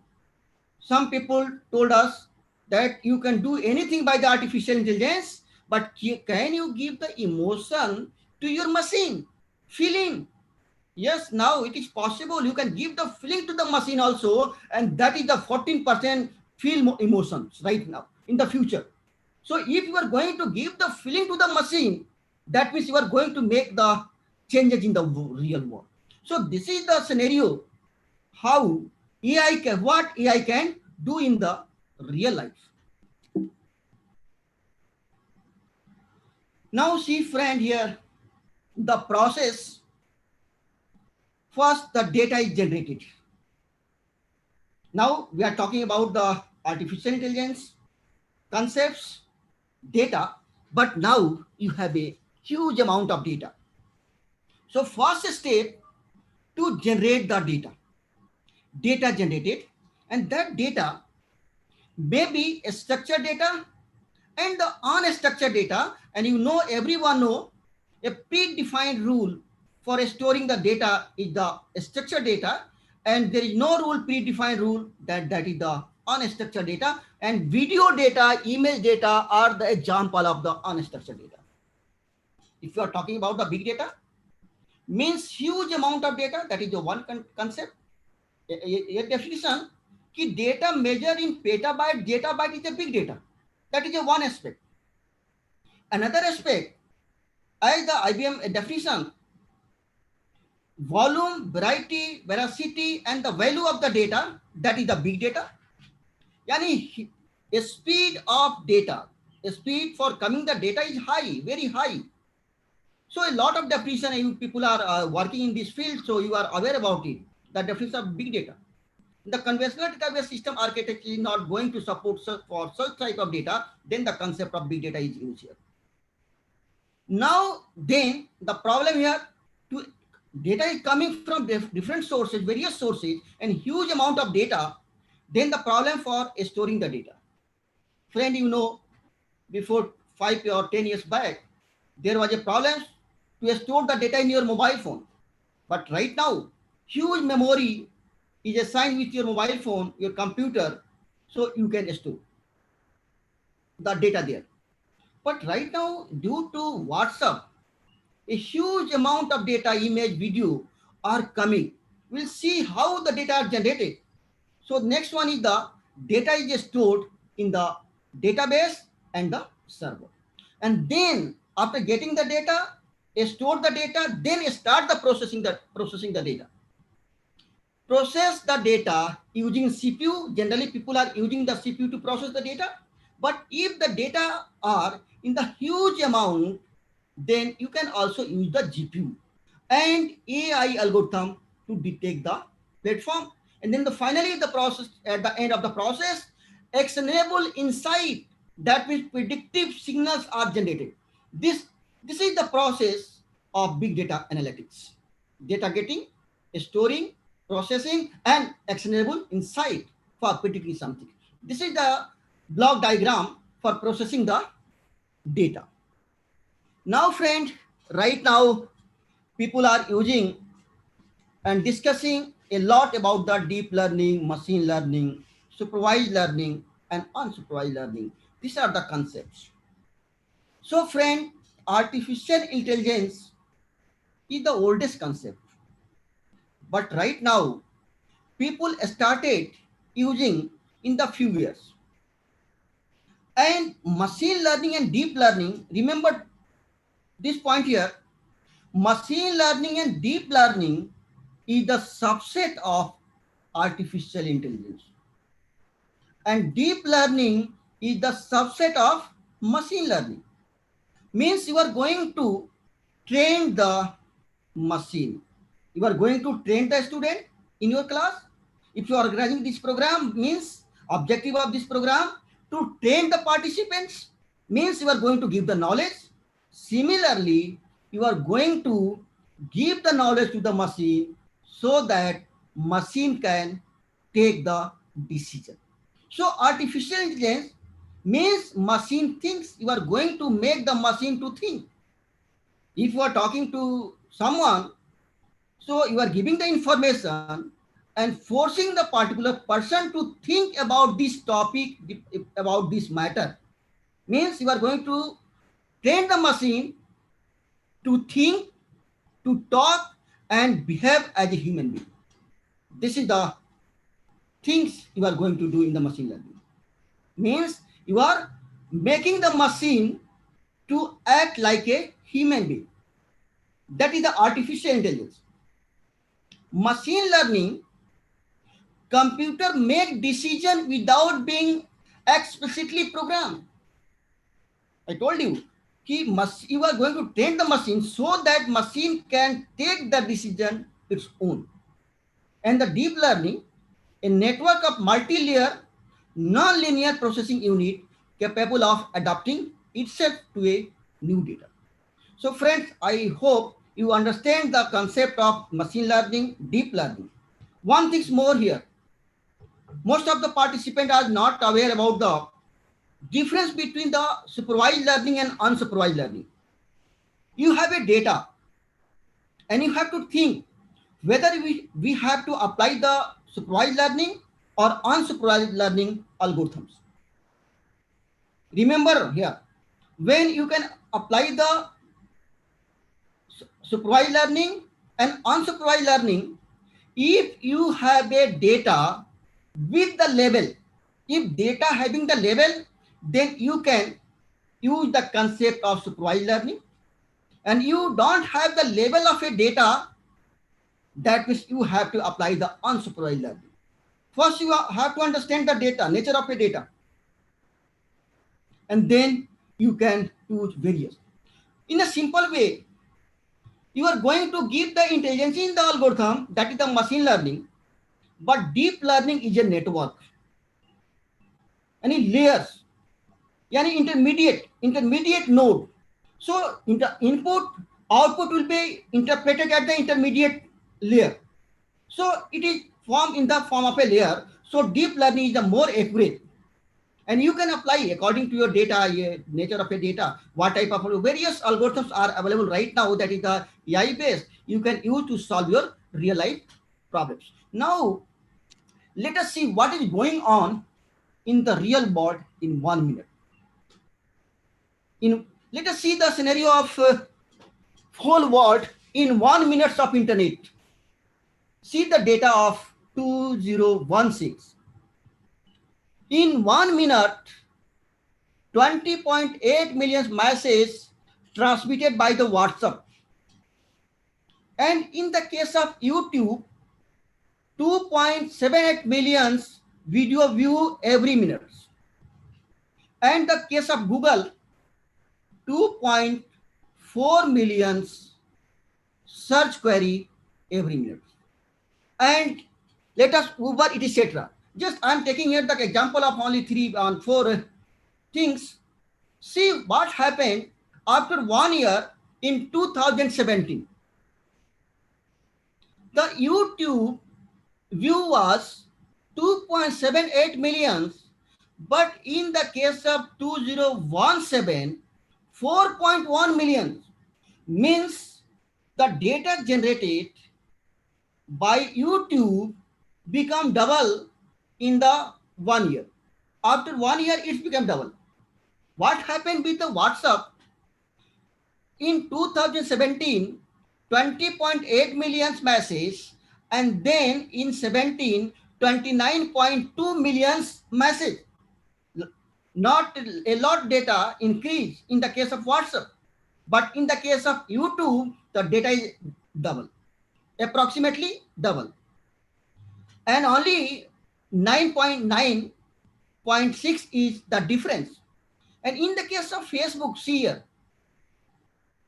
701389 and then 8516 login per minute. So this is the difference, means data is increasing. In a WhatsApp, message data is increased, in Facebook also increased, but in the case of YouTube, and that is the double. Similarly, in all social media and all facilities available there, in the Uber here, what happened? 1,389 and then 13831. In the case of Uber data, is 3 times. And emails, you can say 150 millions and 156. So most of the people are not using right now the mail. Email is used only for the official communications. And for the general communication, most of the people are using the WhatsApp for the communication.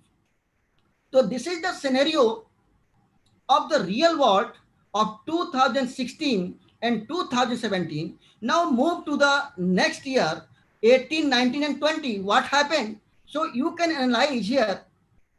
Now see here, YouTube in 2017 and 18. Just compare here. In 2017, YouTube 4.1 millions, and it's become in 2008 4.3. Do you understand what is going on?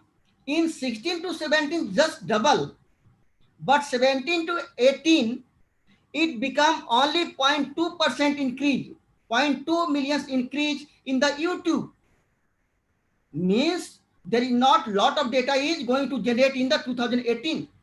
Similarly, see the case of WhatsApp in 2018 and 2038.38 millions.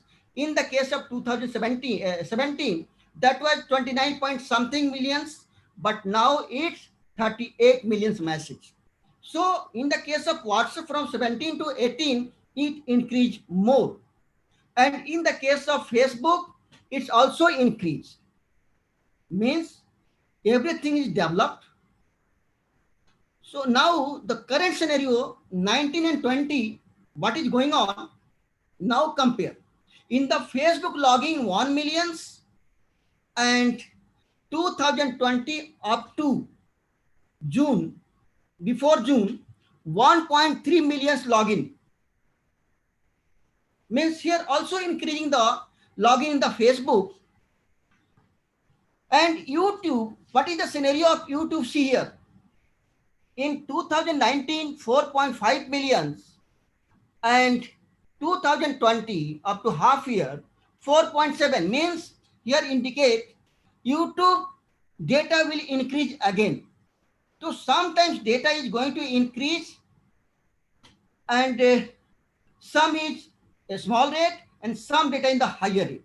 So friend, let us see here a huge amount of data generated through the social media, people are using it. So these all data are stored somewhere. But the question is here, why we are storing these all data?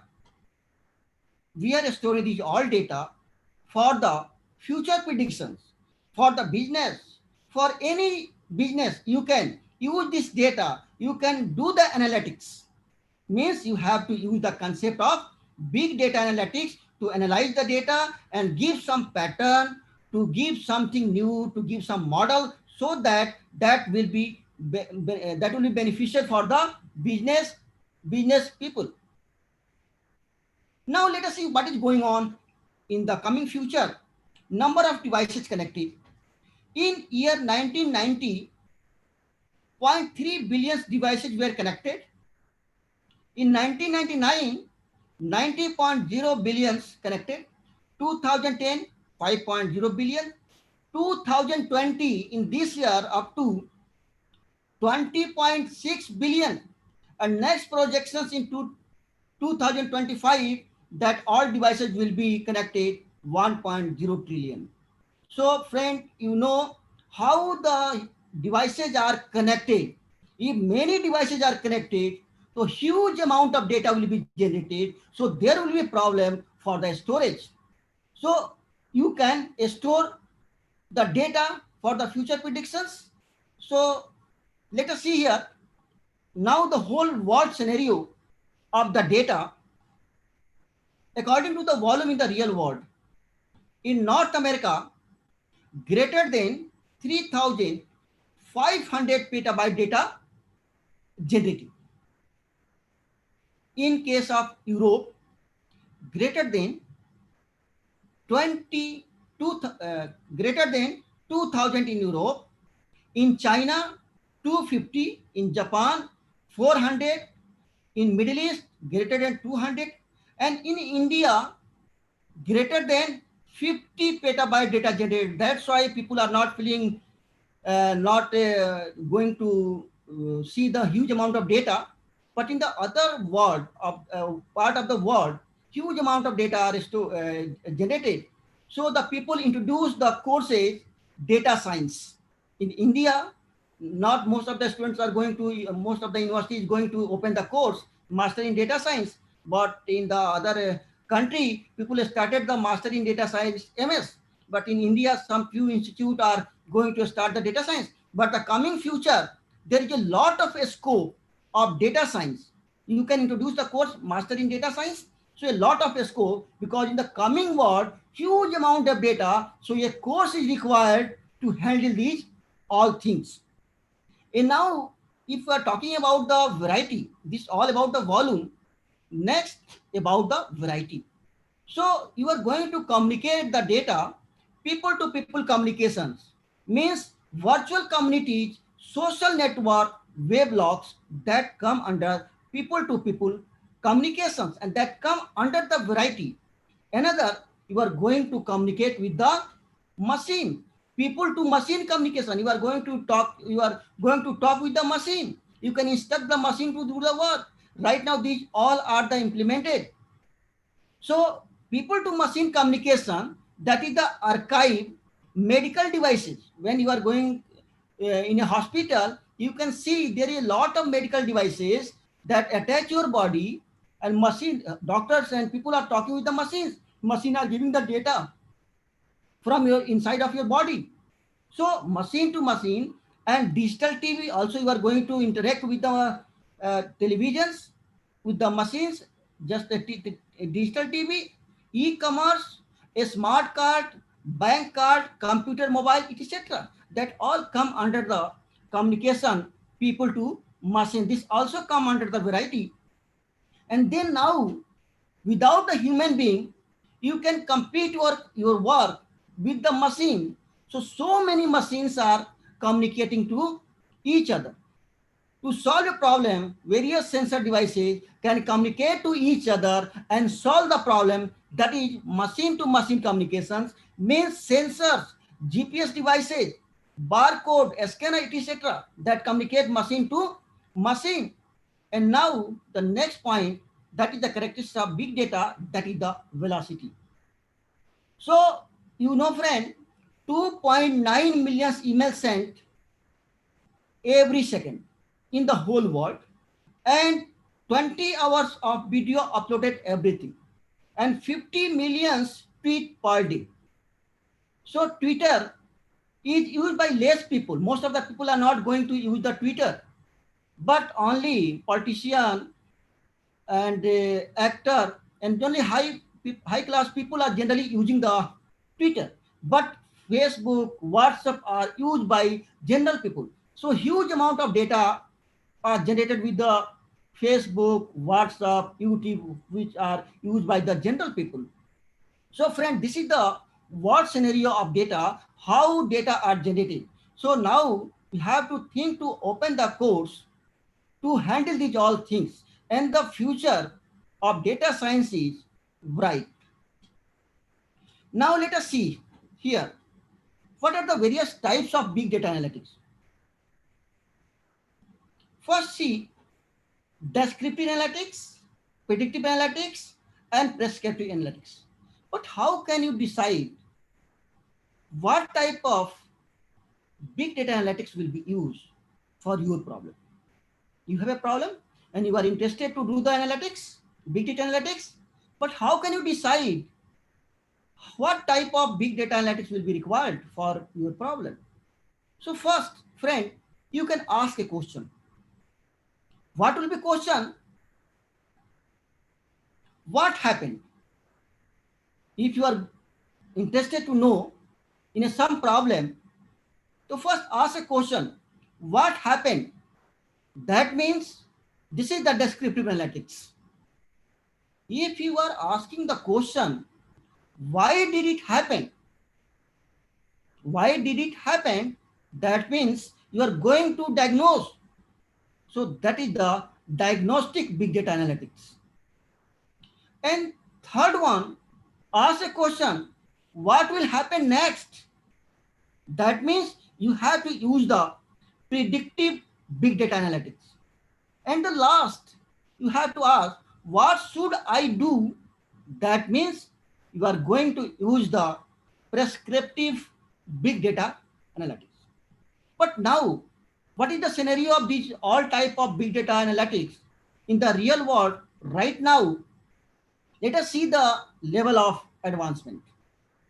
The level of advancement in the case of descriptive is low, and in the case of diagnostic, it is medium.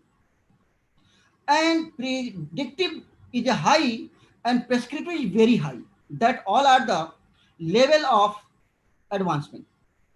Now let us see incorporations of artificial intelligence, machine learning.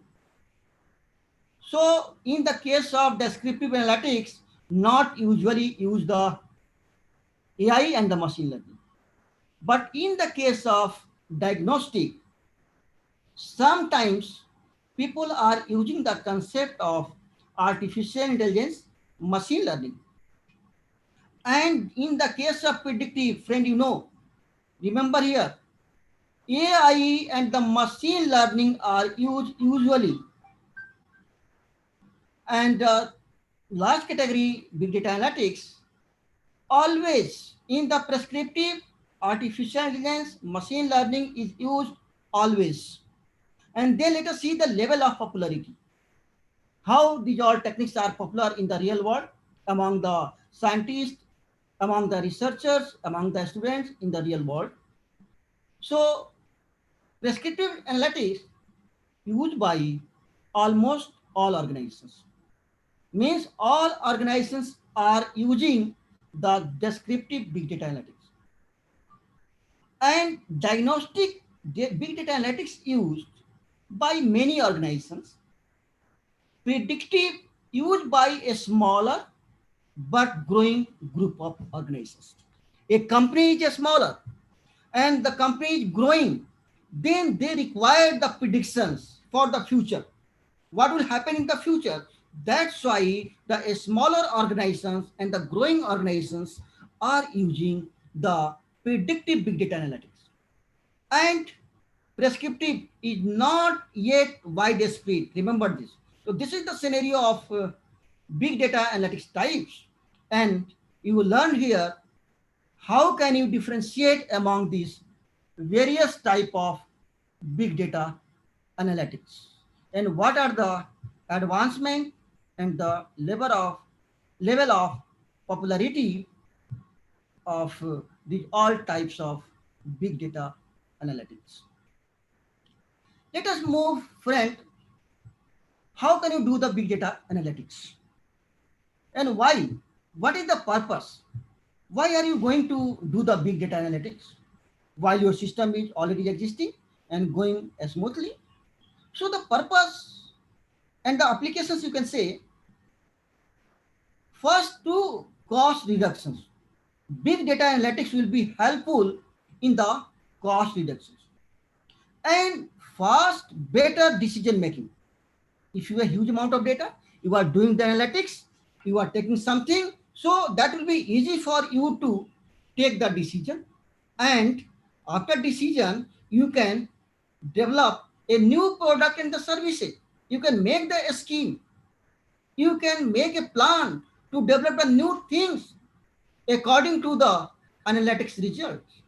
That's why most of the businessmen, most of the organizations are using the data analytics. And they people are also hiring the data analytics expert in the company.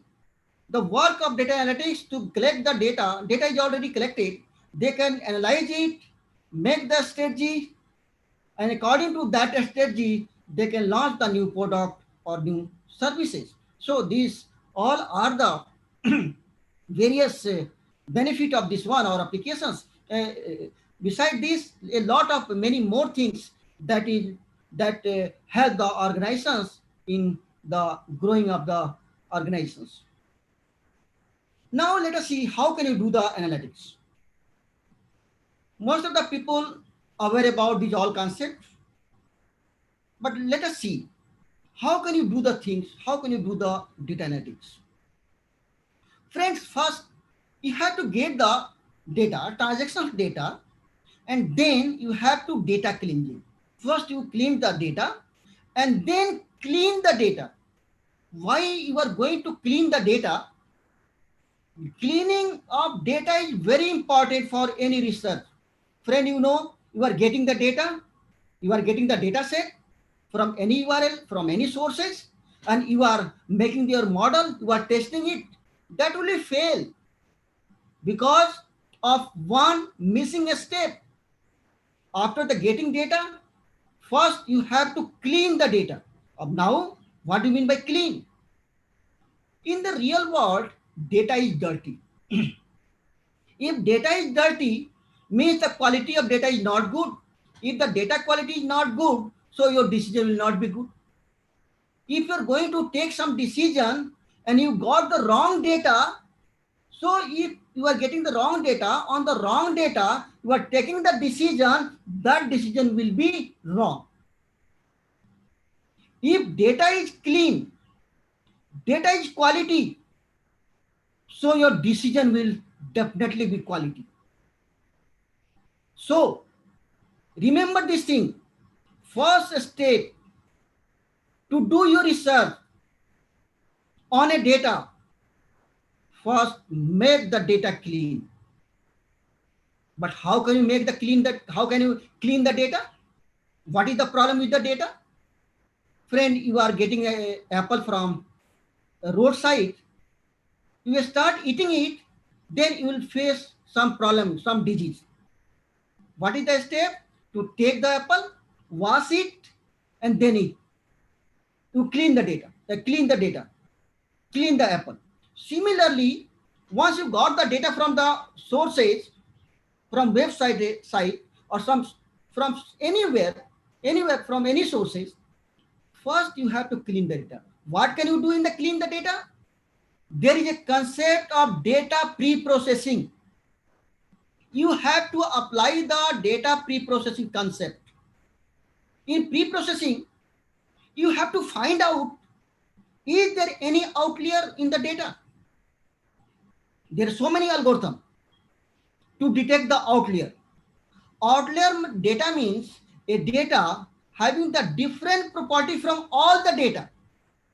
For example, you have a sub data in integers data and one data is a float data. So that float data is the outlier. So you can remove that data. That means clean the data. In some cases, data may be noisy. You can remove the noise from the data. And so many algorithms are available in the real world to remove the noises. And sometimes it requires to reduce the dimension of the data. Dimension, some attribute, some column is not useful for you. So you can remove that one, so you can reduce the data. And so many things are here to clean the data. There is a complete lecture on this, clean the data. So first step to clean the data. Once you clean the data, your data becomes the quality data, free from dirty. After cleaning the data, you can generate the report and then dimension and aggregations and make the data curve and then the report. After the cleaning, next step, see in the diagram, you have to make the data sampling and then feature extraction. First, you have to make the data sampling and the feature extraction. Then next, the training the data. Now, friend, you have a data after cleaning. You can divide that data in two parts. One is the training data set or another is the testing data set. Remember here, if you're going to make a model for your own model, that will be the solving the research problem, means your own model. You want to publish in the high quality of journal. So remember one thing, the sample size of your training data should be higher than the testing data. As many as data you train the model, the result will be good. As you know, you are teaching the student, you are teaching more and more, giving more knowledge to a student, then the result of that student will be definitely good. Means training is rigorous, heavy training.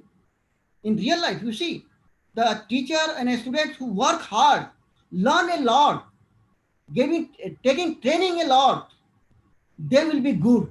Their decision will be good. Similarly, you have to train your model in the maximum data and less data for the testing. Means training data, testing data and the training data. Clear to everyone? Data partitioning, two part, training data and the testing data. And then after the training data, you can create your own model. You model and train it, then draft the model, and then finally validate the model, and then final, that will be your own model. So in the left side, that is the big data here, and this is the deep analysis. Now, every researcher in the real world doing their research, but most of them are not clear how to validate it.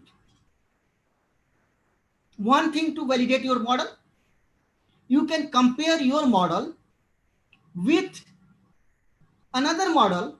You can apply the statistical techniques, mathematical concept to validate it by getting the data. But the question is here, if you're going to develop a new things that is not available in the real world, then how can you validate?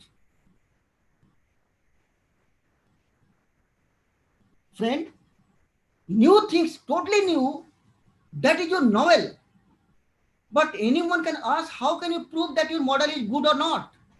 So experimentally you can do this. Or experimentally you have to show it. You have made some device, so you can show the how this device is working. That means in the case of implementation, many scientists develop the concept, but popularity is after many years. One concept of fuzzy logic.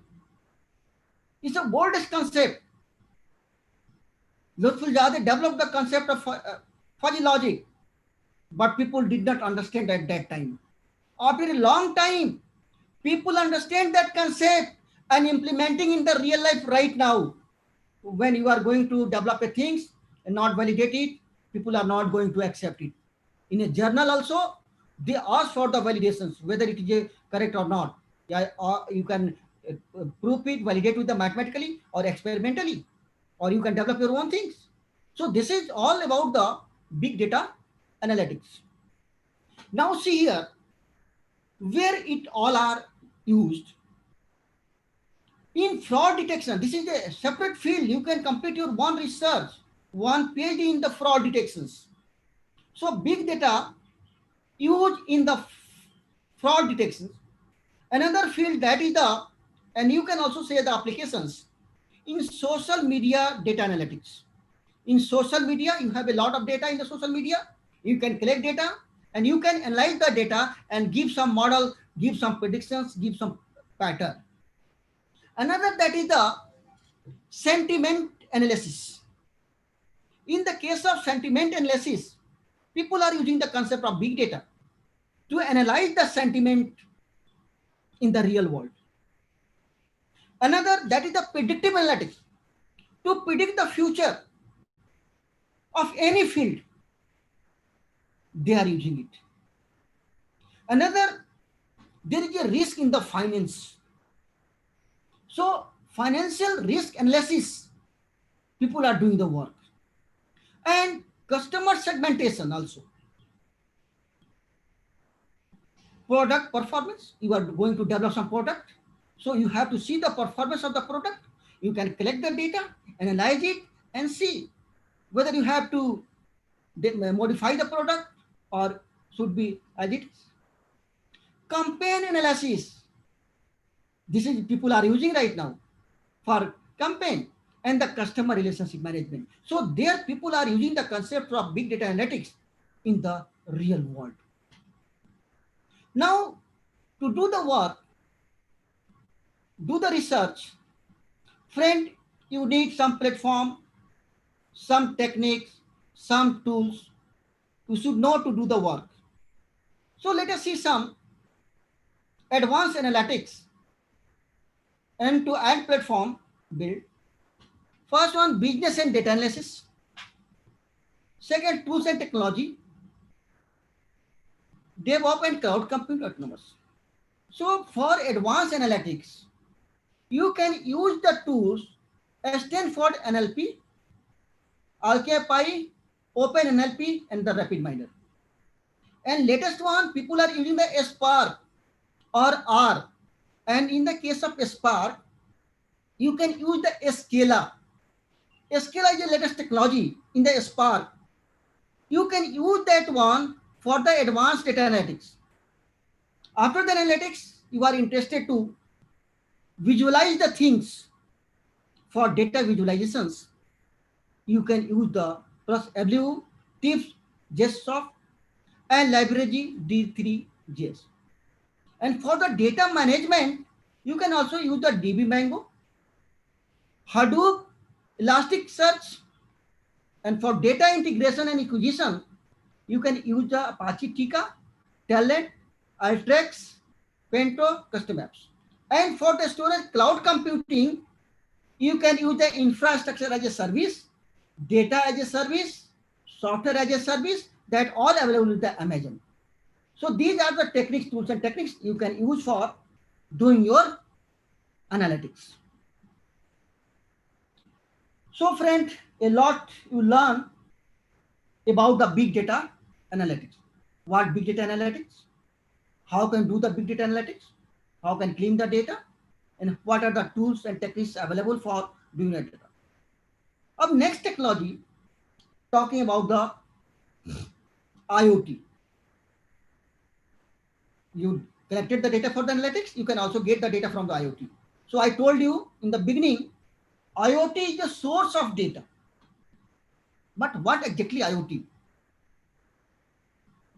In the real world, every object will be connected with internet. In talking, it look very funny.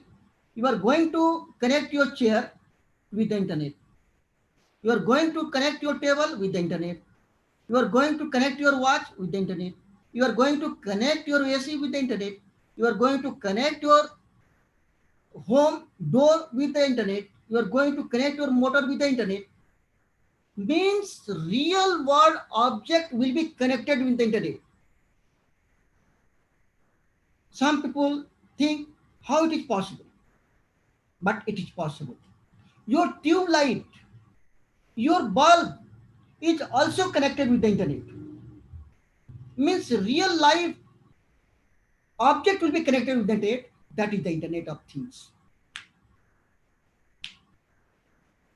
So you can control these all things with the help of apps and or your mobile phone.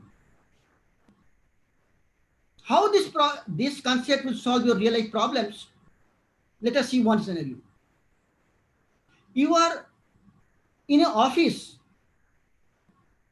and your home is 100 kilometers from Delhi. Suppose you are residing in the Ghaziabad. I am in Delhi. I am also residing in the Ghaziabad.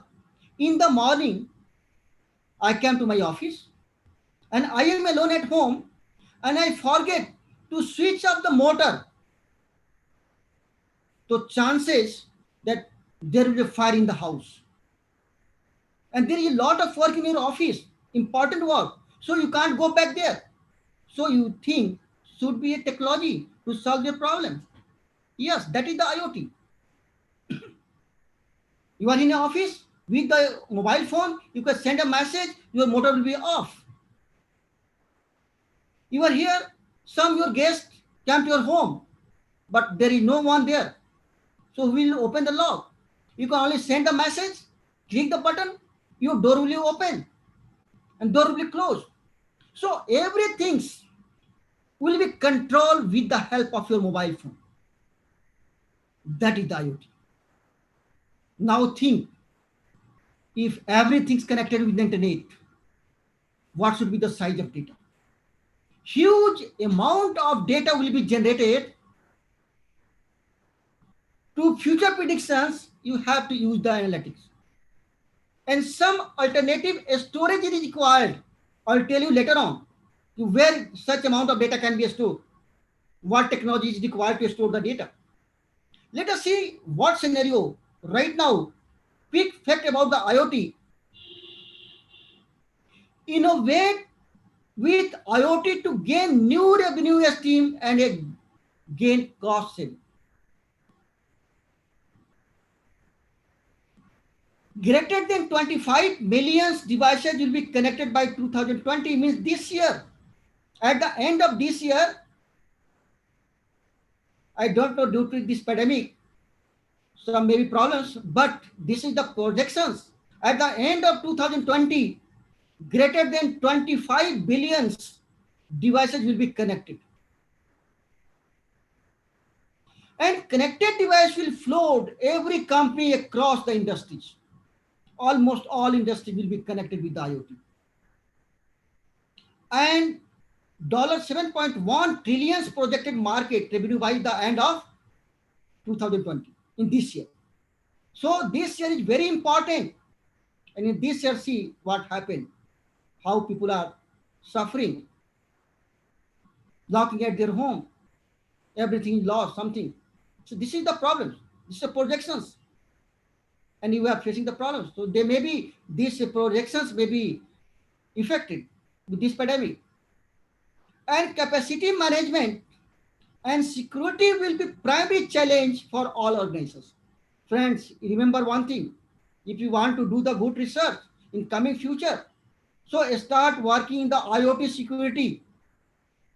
A lot of challenges will be future when everything is connected with the internet. So there will be a major challenges, that is the security challenges. One who has started working in the IoT security, that will be a big challenge, and you will be benefited in the future. There will be demand of IoT security. And see here, projected traffic. What will be traffic? Now the question, if everything is connected, so there will be a problem in the traffic. So 44 gigabyte or 44 trillion GB in the next 5 years. So there will be a traffic problem. So you can also do the research in traffic management and the security, how to handle. You can write the algorithm in the case of IoT. Now see here, any more challenges here. In the Internet of Things, what can be combined? Machine learning, that is the data, big data, analysis techniques in machine learning, big data, artificial intelligence, augmented reality, and the blockchain. For security, blockchain is also going most popular right now in the case of IoT. So these all are combining all together: blockchain, big data, machine learning, augmented reality, artificial intelligence. These all combined together. That means the paradigm is going to be shift. Remember one quote: try to change yourself, otherwise a real world replace you. Friend, remember this quote: try to change yourself according to situations, otherwise real world replace you. If you are working in a company, or you are not going to learn the new technology, and there is demand of new technology in the organizations, so newcomer will get the job and you will be replaced because you are not aware of the latest technology. So in the field of computer science, in the technology, you have to update regularly. That's why try to change yourself according to situations, otherwise real world will replace you. So these all are combining all together to solve the real life problem. Now see here, technological disruption. Blockchain, decentralization of control, immutability of data and transparency in the network. This is the blockchain. And IoT, a network of smart interconnected devices that can sense, analyze, and act. And then you can add the artificial intelligence, that autonomous analysis, learning, and decision making capabilities. So you are going to use various technology all together. Means you are going to bring many technology in under one umbrella to solve your real life problem and do the some new things, new idea you can implement, that will be more innovative work. Now see here, comparison of open source IoT platform. There are so many IoT platform are available in the real world, but people are get confused which platform should be used or not. They should know a lot of open source are available. Let us see the IoT software platform. First one is the car IoT platform. This is the first one, car IoT platform, that is open source, available on the internet. You can use it. This is for the device management. It works, yes. For device management, you can use the Ka IoT platform. For integration purpose, portable SDK available to integrate any particular platform REST API. For security purpose, link encryption SSL, RSA key, 2048-bit ASCII. And the protocol for the Ka, protocol for the data collection, MQTT, COAP, XMPP, TCP, STP. And for the analytics purpose, in Ka IoT platform, real-time data with Ka, Apache, Cascender, and Apache Joule. And what about the data visualization? Yes, there is a concept of data visualizations available with the Ka IoT platform. And for the database, MongoDB, Cassandra, Hadoop, Oracle, NoSQL. These facilities are available with the Ka IoT platform. Next platform that is known as the SiteWare. SiteWare have also the capability to manage the devices, yes.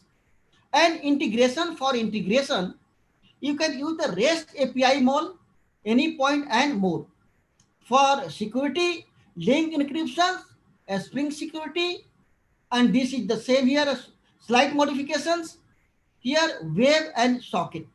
And then this is used for the real-time analytics, Apache Spark in Scala. If you want to work in the Scala, then you can use the SiteWare. And data visualization facility is not available with the SiteWare. And the database used in this platform, that is a MongoDB, HBase, and the InfluxDB. So as per your requirement, you can select which IoT software platform will be helpful. Next platform, that is the ThinkSpeak. I told you, you are getting the data from IoT. So data will be a lot of data. Where can you store? So you can use the concept of cloud computing. Later on, I'll discuss about the cloud computing. So Think is the platform, just like a cloud, you can store there. So ThinkSpeak, device management facility is not available. Integration, REST and MQTT, basic authentications है, HTTP, MATLAB analytics is used in the ThinkSpeak. Data visualization is not possible, and database is MySQL. So friend, here, next is the device hype, the device manager unknown, and this basics. So friend, these all are the lot of IoT software platform. According to your problem, according to your requirement, either you can use anyone who solve your problem. So these all are the open source platform. Now, there are three essential future technology: data collection through IoT, capture, storage, analysis of data, and database learning. These all are the three essential future technology. Friend, now move to, friend, you learn big data with artificial intelligence, IoT, you learn something about the IoT, how the IoT work, what are the software tools are available.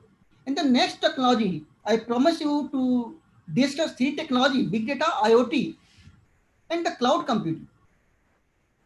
Right now, most of the people are using the concept of cloud computing. You are using the Google Drive. That is the applications of cloud computing. So how cloud computing work? How it is the cost effective? Suppose you want to process a data that required 10 machine, but you have not money to buy 10 machine. Means you are not work. You can take the facilities of cloud computing. You can take 10 machine, 10 CPU on the rental basis for 1 day, 2 days, 2 hours from the service provider. I'll tell you which company providing what type of services. You can take the services of software, you can take the services of hardware, you can take the services of platform, anything on the rental basis. No need to buy, no need to install, but the condition internet connectivity should be high. So this is the concept of cloud computing. You can remotely log from anywhere in the world and you can solve your problem. One problem in the traditional system, your data in your lab, on your machine, which in your office. But in the pandemic, suddenly everything locked. You are at home. So your research will stop because you will not go to office, you will not get the data, you will not get the devices. But if that all things on a cloud, so there's no worry. You are at home, in any situations, you have a mobile phone. With the help of mobile phone, you can get all data, all algorithm, and you can work from your home or you can work from anywhere. This is the beauty of cloud computing. You can take a lot of memory, you can lot of CPU, whatever component you require, you can take from the cloud. So this is the concept of cloud computing. So cloud computing come in different flavors. First flavor, that is the software as a service, infrastructure as a service, platform as a service, and desktop as a service. These all are the service model, or you can say it come in the flavors. So let us see what is the software as a service. Means you are going to take the software on the rent. If you are going to buy a software, maybe the price of 1 lakh, 2 lakhs, 50,000 near about what type of software. And after buying it, you can use 1 and 2 times, and after that you think there is no need of the software. So you wasted your money. So you can take that software on a service basis for 1 day, 2 days, as per your use. You can use it and leave it. So software is deliver methodology that provide license multi-tenant access to software, and it is functioned remotely as a web-based service. Usually it is a build, usually multi-tenant environment, highest quality. So on the basis of rent, you can take the services of particular software, you can use it and release.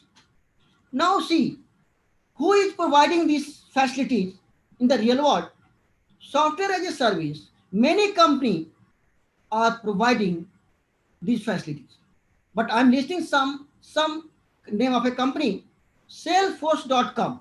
If you are interested about a particular software which is required for your student or for your research, no need to buy, only get the services from salesforce.com.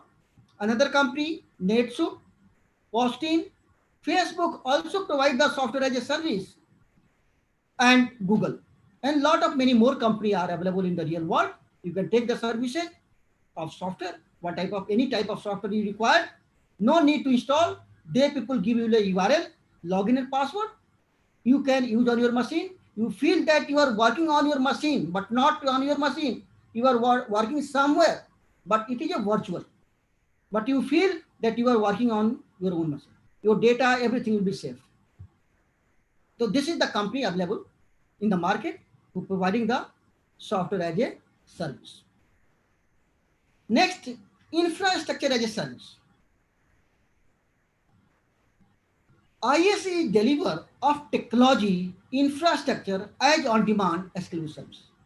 Usually, again, it is on the bill, can be coupled with the managed service from OS, CPU, memory, etc. In your machine, only 2 GB data.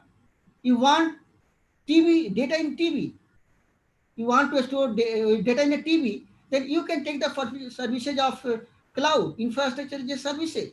You want more than 1 CPU for processing your data. No need to replace your machine CPU. You can use your old machine. You can get the facility of heavy CPU. You are using the i3. You can take i7 and you can work on it. So this is the infrastructure as a service. And the company available in the market are open source Entity Communications, GQ Grid, Blaze, AT&T, Terramark. Beside this, many more companies also come into the market to provide the infrastructure as a service. And then platform as a service that provide all facilities required to support the complete life cycle, building and delivery, web application, services entire from the internet. If you want to develop some project, build and deliver web applications, that all facilities are available in the platform as a service. And it is the highly scalable multi-tier architectures and multi-tenant environment. Now the company are available for providing service. Amazon, Azure, 3 Workplace, and Salesforce company again providing the platform as a service. Now, what are the benefit of this? Reduce the infrastructure cost, reduce the operational complexity, consistent management, automations through the entire stack. So friend, this is all about the cloud computing. So you learn how cloud computing will be beneficial for the human being, researcher, a student. In less amount of money, they can get maximum benefit. The condition for it, internet connectivity is required. So if you want to change any part of your machine, no physical replacement is required. Simply contact the service provider, as I mentioned in this slide, or any other. More than these, all service providers are available in the market. You can get the facility, you can work on it and release it. So it is easy to use. Sometimes you are going to install any software.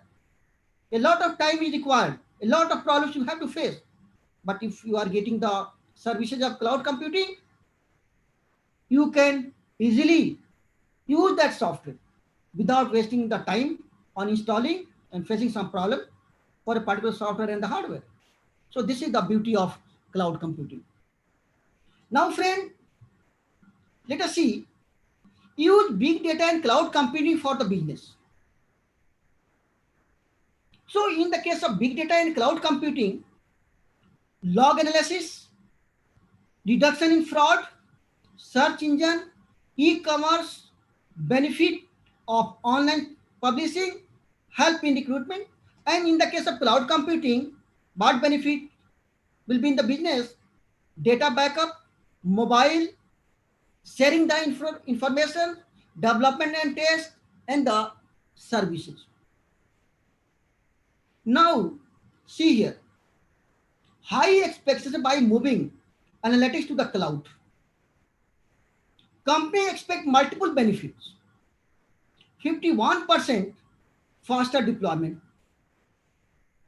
44% better performance, 46% improved security, 44% faster insight into data, and 41% cheaper maintenance, and easier access 43%, and 33% direct access to cloud storage, and then 27% faster pace of innovations and greater integration with the other cloud services.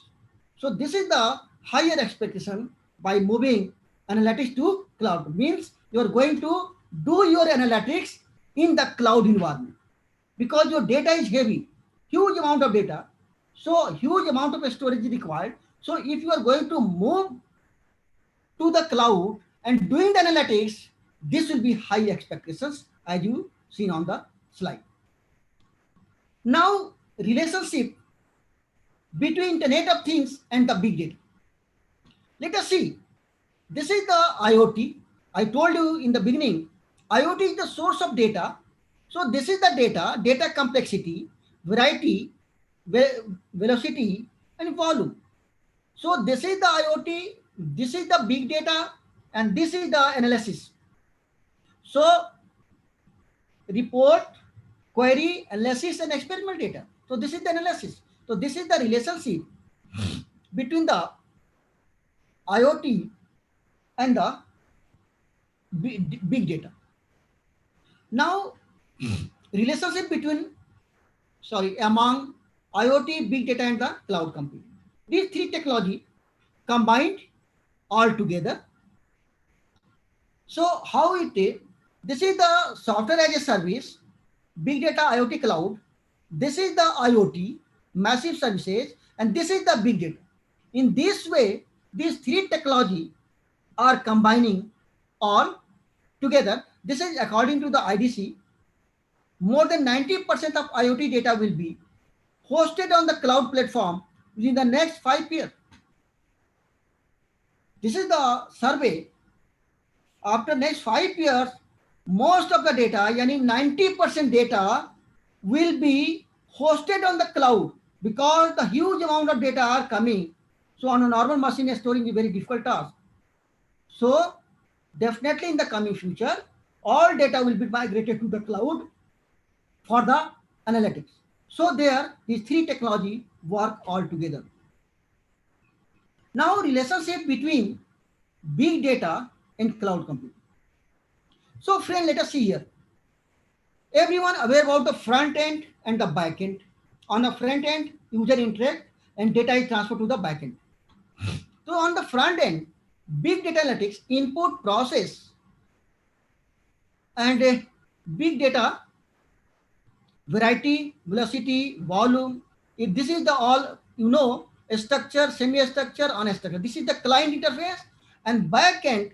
Here you can use the ETL and then HDFS, GFS, and then this is the cloud computing service provider, private, public, and hybrid infrastructure as a service, platform as a service, or platform as a software as a service, platform as a service.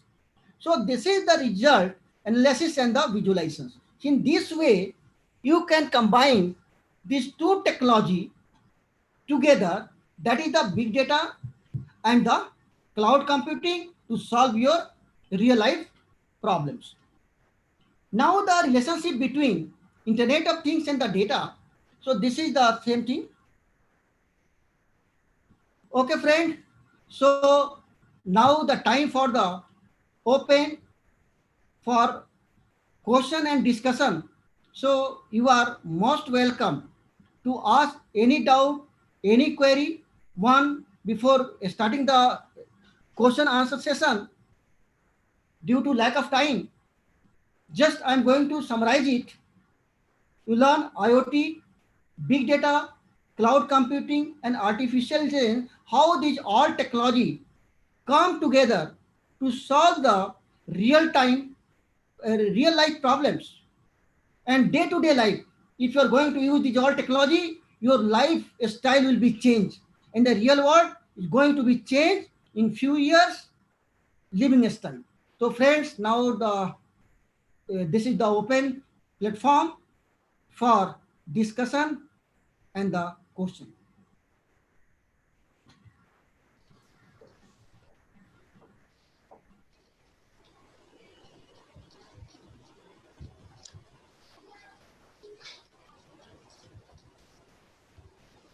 Thank you so much, sir. Thank you, Mansaf Alam, sir. Welcome, sir. Welcome.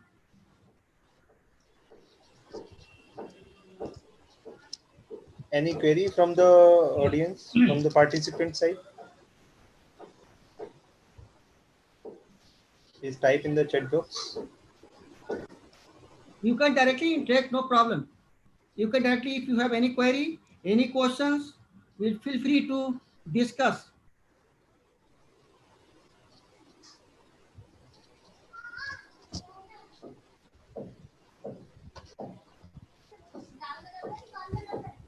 Anyone can give the comment also, no problem. Any comment, any discussion? About comments, so many comments are there.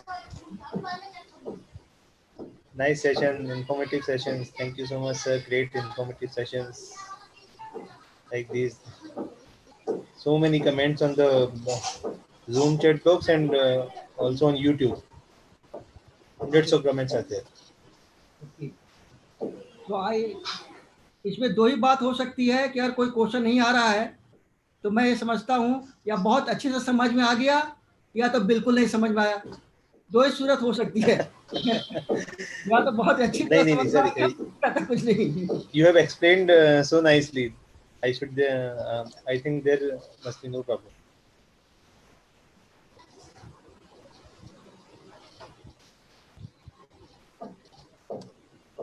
Any participant, feel free to ask question. Hello.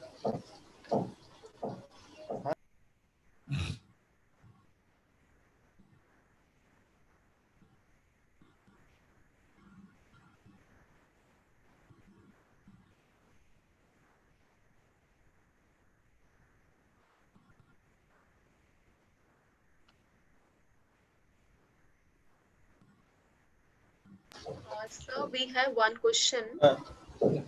Disha ma'am. Yes, sir.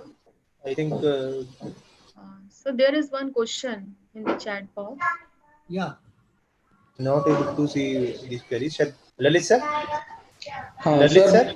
My voice is so there is one question. Please demonstrate the use of Keras, TensorFlow, SciLearn in real time. Okay, very nice question. To demonstrate it will take very time, बहुत time लगेगा आपको, लेकिन मैं आपको बताऊं, just you can use the concept of Python. There is a library, so many library, you can download it. There is a simple instructions, there is simple code, you can execute it, you can learn it. TensorFlow also you can use the Python. one another question is from Sumina. Can you give some ideas on the which multi-carrier technique can be used for 5G? 5G, what type of techniques you want to know? 5G, what? Is What talking about question? multi-carrier technique.